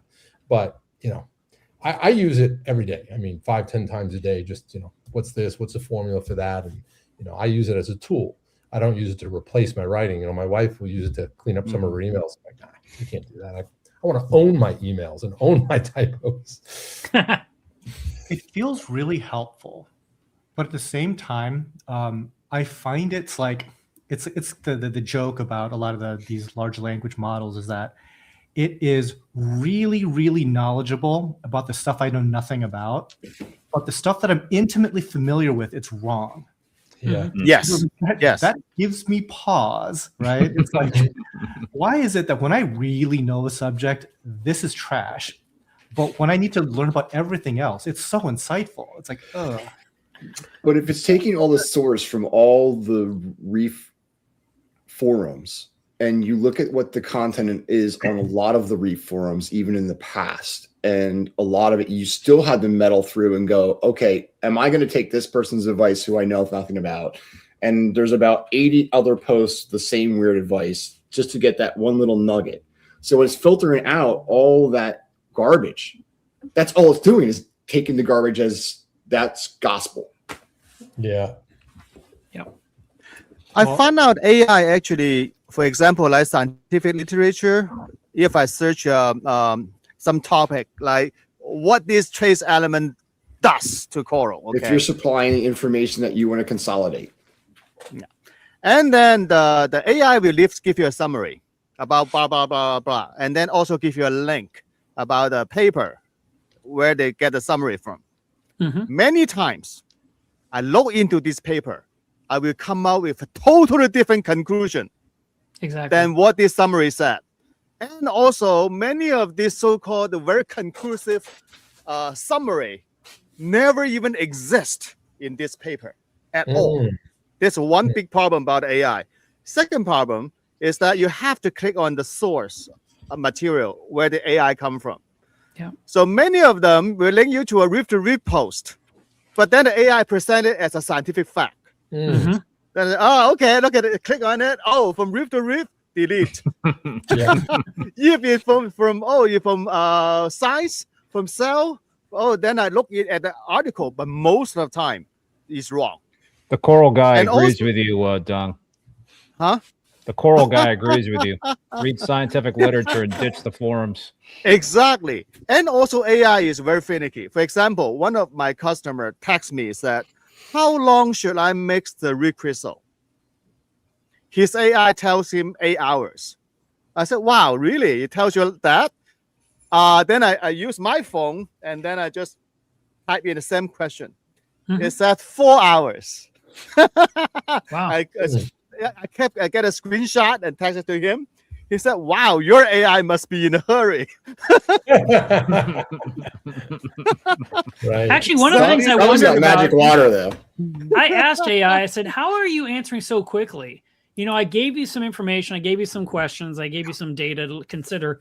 How are you answering so fast? And it actually replied to me and said, well, I'm unlike the human brain that's to take it in chapters, I'm looking at everything all at the same time. I was like, all right. But that doesn't mean it's going to get it right. It's grabbing the Most of the quickest time, answer it can possibly find. And a lot, like Than was saying, when you know the topic, you can actually find out it's making mistakes. When you don't know the topic, you just don't know that it's making the mistakes. Right. So you assume it's correct because you want it to be correct. It's convenient for it to be correct. Little confirmation bias there. And right now, there's a new thing I found out what people do is take a photo of a coral and then use the AI to ID that coral. Okay. I can tell you that most of the time it's wrong. There you go. So some guys are, you just showed me this piece of crap. And I said, what? And then this is what AI say that this coral is. It's entirely wrong. The AI actually cannot it's tell. still very new. So any powerful technology, and when in its first iteration, it was arguably a lot of room for improvement. So where are we going to be if we had this conversation, 5 years from now? Yeah. I think it's going to that would be different. self-correct. It's going to be way better. So it almost doesn't even pay to have the conversation on how is it now. It's like let's just imagine it to be better. How does it impact our businesses? How can we use it? Like, let's fast forward. I had another topic I wanted to get into. I know we only have maybe like another 20 minutes or so to go here, but what about finding reliable employees in the reef keeping business? No such thing. Let's let's touch on that, because that certainly impacts everyone's business in terms of, some people like myself, I do it solo. Mark, I think you got a solo business, and I don't trust anybody. Yeah, solo. But Todd, Joe, and Than, you guys have employees. Yeah. I think that's things we've discussed in the past. It's tough. I got to say, in this business. Well, so at the store for a very long time, I always hired high school kids, and what my reasoning behind that was I wanted to train them to do what I wanted them to do, but also to learn my way. When you bring in somebody that's in the hobby and has a little bit of experience, they go rogue and they want to give this advice, but we all have to be on the same book.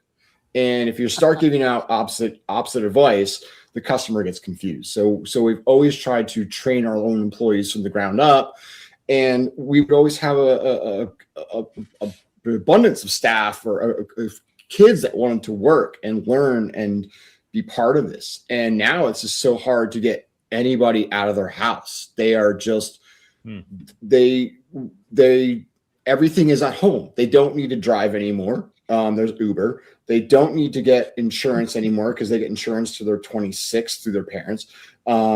Everything's online. They can talk to their friends online. So they don't need a car. Before you got out of your house, you got a job because you wanted to get a car and you wanted to get out of your house. Now everybody's just like, so fun to be at home. You got video games and Zoom and texting. And why would you leave your house? You can get DoorDash. You can get any type of food you want delivered to your house. So I don't care. Mom and dad are paying for it. Why do I need a job? And so it's harder to get kids to want to do that. And, like we used to have 12, 14 employees. I am down to a core staff of about 6 people. It's not as easy. And everyone at Champion's been there, I think, 24 years is the last time that we hired somebody short of somebody in the warehouse recently. But we've all been the same core group for so long, Yeah, it's not easy. I'll tell you this, if you find someone that's good, they usually will go off on their own to start their own business because they're good. And I remember when I was visiting Next Reef, the company that used to make reactors and sold them only wholesale. Remember them? They made the blue reactors out of Florida. And all he did was tell me how horribly stupid his employees were all the time. He says he couldn't stand them. They were garbage. And I was just like, wow. And he's like, no, they're really, really terrible. And he hated them. It was really funny. Dan, Joe, how do you guys overcome any of these potential issues? Has it changed for the worse? I guess I'm very fortunate that I have a very good staff. I have to say I probably lucked into it, but there's a general trend, at least at Tidal Gardens, is that either you flame out within 2 months or you stick around for like years and years. So our staff, the last time we added a full-time employee was about 5-6 years ago. And the longest tenured person is like probably close to 20 years at this point. Like the head manager has been with us for a very long time. I think that there's a couple things that I attribute the success to. The number one thing is that my mentality is always trying to make jobs easier. And so like my thought process whenever I'm at the store is to constantly try to refine like equipment and processes to make the labor easier and easier and easier. Because I want people to be able to come to work, do their job within 40 hours, and then go home and never hear from me. Like that is the ideal situation. There's no such thing as emergencies. There's no getting a text message from me at 8 p.m. That will not happen. And a lot of that does come with a capital investment on my part. And it comes with like this separation from the job. And I think that's kind of like the number 2 part that I think is a benefit. And it sounds really cold, but I am not friends with my staff. It is purely, this is a job. You don't have to pretend to like me or the job. It is, this is this activity that you can do for money. These are my expectations. That is it. Like, there's no like going out for dinner after hours. There's no social anything, no social obligation. And like I said, you don't even have to pretend to like me. It's just not relevant to this baseline thing. And because we have that understanding, things actually go more smoothly. So I might be really different in that regard, but yeah, it's worked out really well here. Yeah, we haven't hired in a while as well. Most of our employees at most of my companies have are employees that have been there a long time.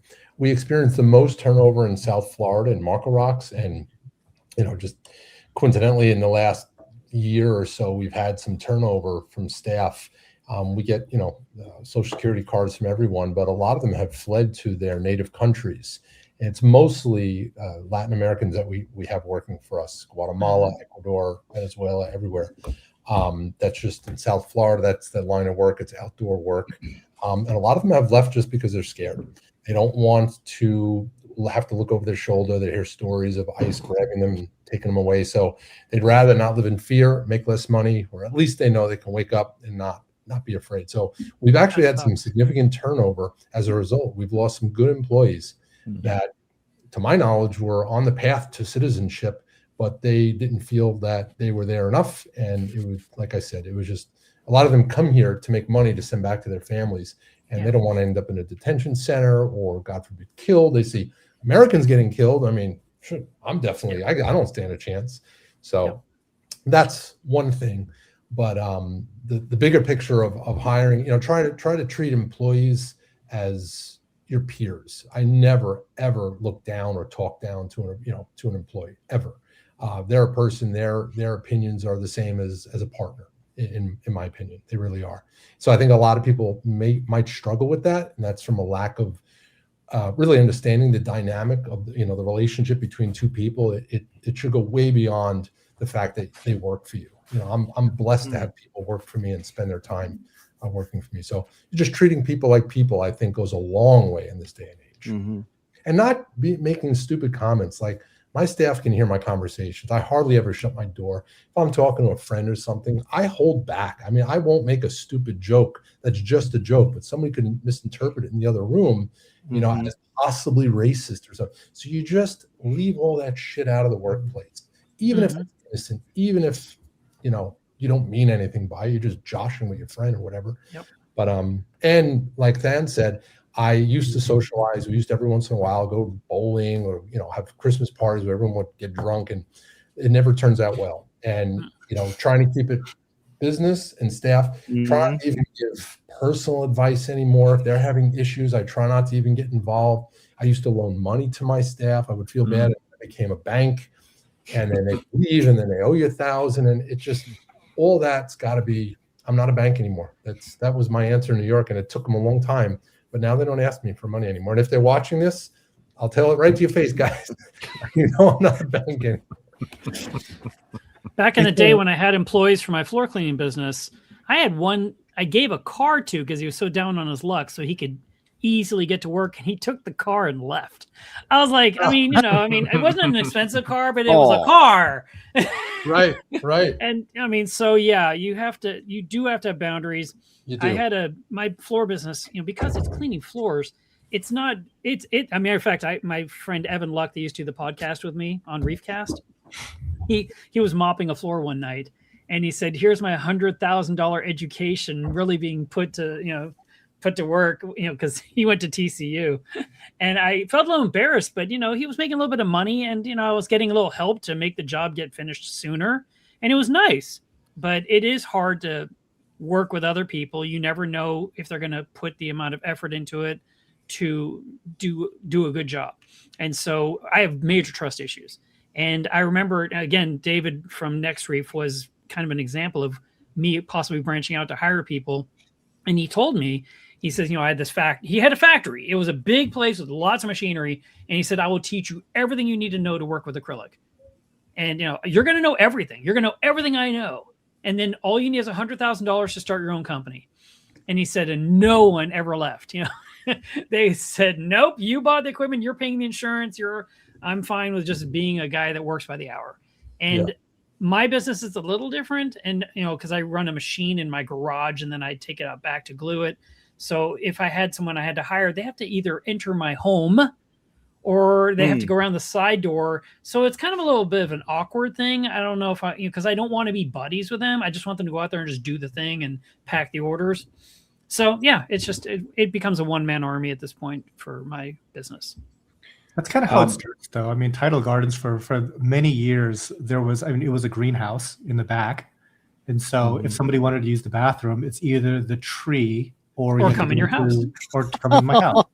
And like when we finally expanded into like a proper new building, that really did open up the the possibilities of actually having like better employees, because like nobody would just want to like show up to like a greenhouse that's kind of like makeshift, whatever.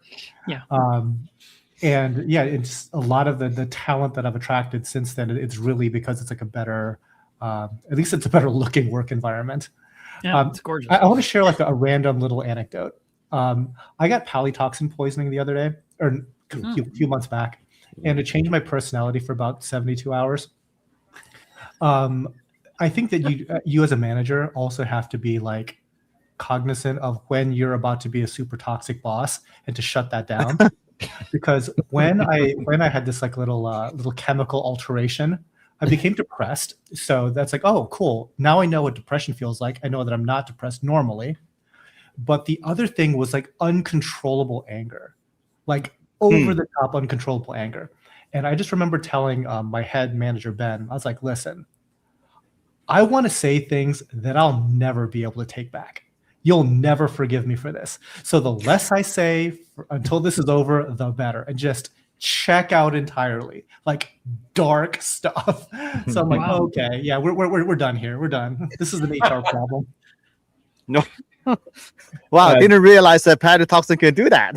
I didn't know there was a rage side of palytoxin. That's interesting. You learn something new every day. Yeah. Hey, Pally rage. Joe, what about Big ES's question here about Jake? Nothing particular. I think what he did is he helped to possibly give us. So when he started working for us, and for those that don't know, and Jake and I have always been pretty close. I used to, give him, get corals and send to him, and we were buds. And then he decided he wanted to get out of his house because he had all these tanks in his house, and people were sending him equipment to test out, and he didn't have a facility, and he had big pumps and skimmers. And he's like, my dream is to come to LA and work at a wholesaler and actually get to test my stuff. What do you think? Could I come work for you? And I said, absolutely. So him and Nikki came out, and in 2014 or 15, they came out, and he worked for me for 2 years. He was on salary. He worked every day, and he had his little office where he had his reef builders, and it was a lot of fun. We would unpack corals, drink beer at night. All the staff would leave, turn on Jake music. He would smoke a lot, and we would unpack corals, and all the blue lights were going, and it was a happy time. But what he taught us is to respect each coral. Each coral is like, you remember when the kids were getting forgotten, sleeping on a school bus, and then they had the signs, no kid left behind. Every bus driver needs to check their bus, every seat. Yeah. That was how he treated coral.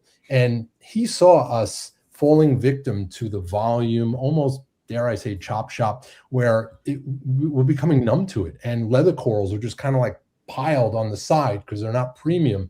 And there's 30 of them, and they're all fighting for space. It's like, dude, each one of those corals deserves the same love as that Acropora, green slimer. It's like, why is it in the corner?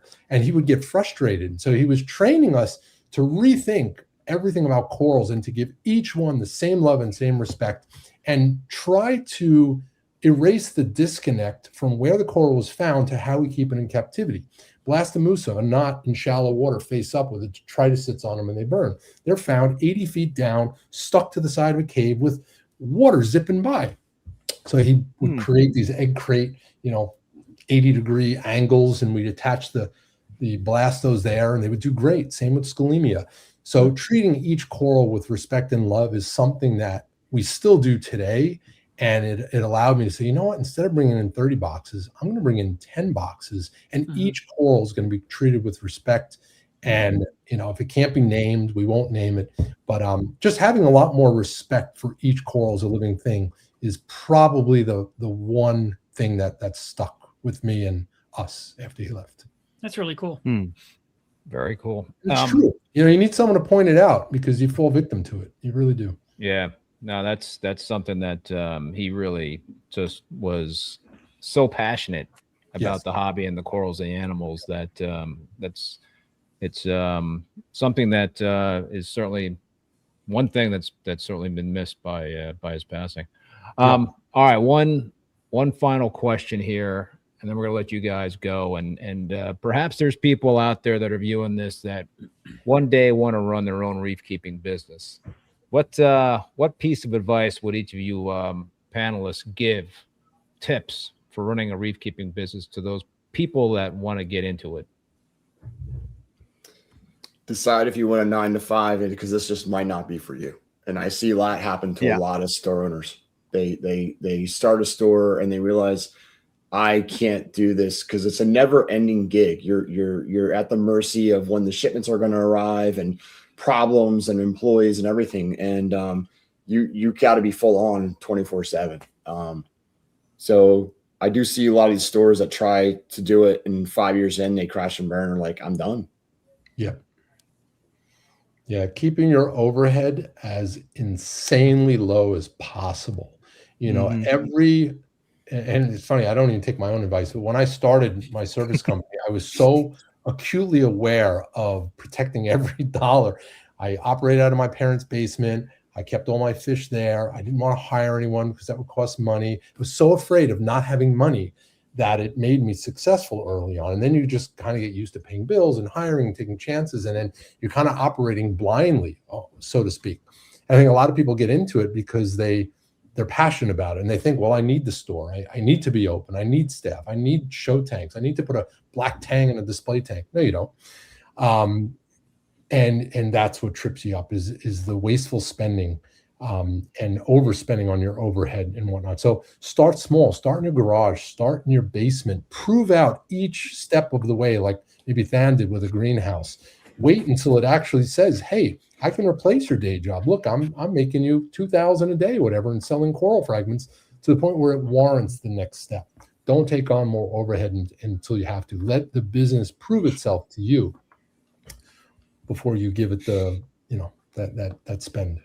My piece of advice would be to limit your hours to when you're willing to talk to the customer. And I get people that will message me at 2 a.m. and I would get really upset. I'd be on the phone with Caitlin. We're having a phone date. Okay. She's in New York. I'm in Texas and we're watching a movie together. And I get this text at 2 a.m. about something. And I'm like, and I'm so mad. And she's like, don't be mad. You didn't say. Why are they reaching out to me at 2 a.m? They just think I'm always available. And she said, you are. You don't have. And she says, you don't have to reply. I'm like, okay. And she said, just, if you want to say something, you can say something. But if you don't, you don't. And I was like, that's actually kind of a great point. And so I mean, unless it's an emergency, if the person says, oh my God, my tank is split open, it's 2 a.m. Yeah, I will give them a suggestion. But if they're like, my alkalinity on my Trident doesn't look right, and I just calibrate, I'm like, yeah, I'm not even going to answer that till tomorrow. It'll be 12 hours before I reply. So because if you don't set those daytime boundaries, you will become this 24/7 chat GTP, and you don't want to be that person. You want then some you get time angry to decompress. and disgruntled. You want time to clean your glass like Than does. It's true. Managing customer expectations is very real. You really need to. I guess I've got 2 suggestions or pieces of advice. One is that because you were a good hobbyist does not translate at all for you to be a good store owner. Those are very, very different skill sets. There's practically no overlap. The people that typically do well, it's because of their business acumen and their hustle, much more so than their ability to keep aquariums. The second one, I guess it pertains to setting boundaries. And I think I've got like great work-life balance to the point where I'm actively lazy, I would say. But that is not a luxury that you're going to have unless you've been doing this a very long time and your organization has a lot of momentum behind it. For the first 20 years, that would never have been the case here. And I think that sometimes when people look at these aspirational stores online, you know the list, right? They want that. You can't have that. That's the accumulation of literally decades of learning how to be a business and then making extraordinary capital investment to get to that point.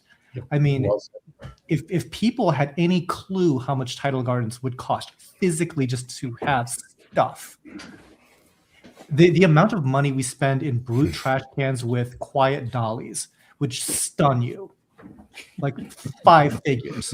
Like, and that's trash cans. Like, Yeah.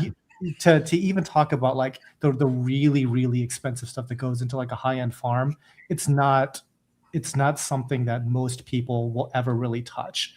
It has to be built up over the longest time of some pretty serious success.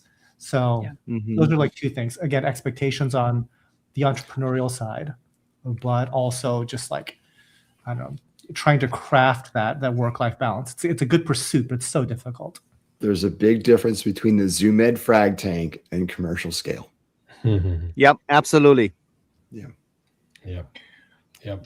Well, guys, listen, I want to thank you so much. This has been a very special discussion, kind of a something never really talked about before on the show in terms of the business side of the reef keeping business. So I want to thank you for your frankness and your openness to talk about all this stuff. And I think it's an important topic that hobbyists out there should know what businesses are going through and the challenges. And I think it'll just make for a better experience in terms of the the shopping, the buying, and what goes into the bringing in animals, whether it's online or in person or shopping for equipment. It's not a cheap hobby. It can be a cheap hobby, but there are some challenges that are in the industry that need to kind of have a light shed on them. So I thank you.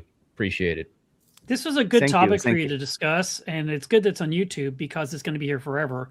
And the reason I'm bringing that up is when I was in Michigan 2 weekends ago, one person came up to me and says, Mark, I watched a video you talked about how to start your own club, which I did 10 years ago. And he said, and it was so helpful, and we have a club now because of that video. And so if someone wanted to start a business, would listen to the 5 of us, or the 6 of us, I'm sorry, and describe how to operate a business. And this kind of insight can help them at least broach the thought with more in-depth analysis. And then, of course, they can follow up with individual people on this panel or other businesses for additional information. And I think it's really important to have this kind of knowledge available. And I'd like to say one thing, almost slight devil's advocate to what Than said, is somebody starting a business today doesn't have the longevity of habits. If any of us have been doing this for 20 years, a lot of ways we're stuck in our way, where our success is a product of what worked 10 years ago, 15 years ago. It's very hard to turn a big ship, but somebody starting their journey today can start in the right direction using today's technology, today's platforms, today's zeitgeist, today's hobby feel. The pulse of the industry is different than it was when we started. So that actually works against us. We have to constantly remind ourselves that what might work tomorrow is not the same as what worked 5 years ago to make us successful. So we can't get complacent in our ways. We have to constantly reinvent and change. And in that aspect, somebody starting tomorrow has a slight edge, I think. Yeah. I just want to say one quick thing, and one thing I'm happy about in this industry is, and Joe, you've probably seen this, that like going back to 20 years owning a store where everything was so cutthroat, you guys were just worried that the competition down the street was going to bleach your system or do something stupid or all that kind of bullshit that would happen back in the day. And now it's like there's so less of us. We've all become to learn to get along and work together and excel the hobby and excel the business. It's a totally different mindset than what it was 20 years ago. Oh, we had industrial sabotage. We had a string of events where people were bleaching each other's systems. It was maybe not bleach, whatever it was. They were putting copper in the coral systems. As soon as you showed some success, the competition could dump a little violin when you're not looking. Yeah. Crazy. On a positive note, not on a poison note. I'm sorry. I'm just saying I'm glad to be part of this group. I'm part of that all of us we get along. It's crazy. Yeah. Well, all right. Well, listen, everybody, thanks again for agreeing to be on the panel. And I want to thank the sponsors one more time. Polo Reef. Make sure to check out Polo Reef's latest YouTube videos. The Polo team continues the year in full effect as Andrew prepares to leave on vacation. I hate having to leave for vacation, leaving the tanks. It's always very oh man, a lot of nerves. The team jumps into full throttle large projects. Some of the things that make Andrew nervous get done while he is out, and rightfully so, because dealing with 7-foot long fragile UV bulbs and quart sleeves would make anyone nervous. Big pumps get installed. Protein skimmers bigger than refrigerators get their tune-ups. Meanwhile, Polo continues to investigate silent reef tank killers and address high metal issues and total dissolved gas. Truly interesting and definitely worth a watch. If you haven't already, make sure you're subscribed to @Polo Reef on YouTube so you don't miss any of the new videos when they drop.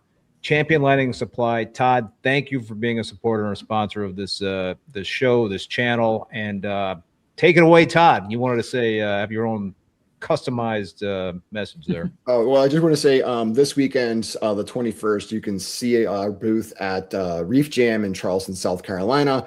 Please stop by, say hi, grab some paraphernalia. Also, we have we're going to be at the Connecticut Frag Farmers Swap. That is in Saturday, March 7th, Stores, Connecticut. That's a great show. Keith, you should come to this. You should come. I've never been. I've heard a lot about it. It's 2000. Dong, are you going? No. Okay. Actually, that day will be my busiest day. Oh, you get some people pass by? Yes, exactly. Yeah. That's great. Yep. Well, I also want to give a big thank you to our moderators, Paul and Greg Carroll is in the chat there too. Thank you guys. They're both presidents of their local reefing clubs, Boston Reefer Society, and Greg.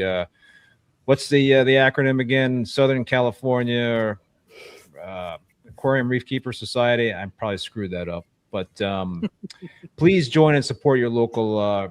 Put it in the chat there for us, Greg. Please join and support your local reefing clubs. They're so important to the hobby. Also want to let you know that all episodes of Rappin' With ReefBum are available as podcasts on Spotify, Apple Podcasts, Google Podcasts, Stitcher, and Amazon. The next Rappin' With ReefBum live stream will be Tuesday, March 17th. Our guest will be Chris Meckley from ACI and Nick DeSantos from Ultra Coral, Australia. We're going to be talking about the import-export business. It's SCMAS. Thank you, Alyssa, for the acronym for the club that Greg is president of. Anyway, until next time, folks, be safe and be well. Later. Bye. Happy reefing.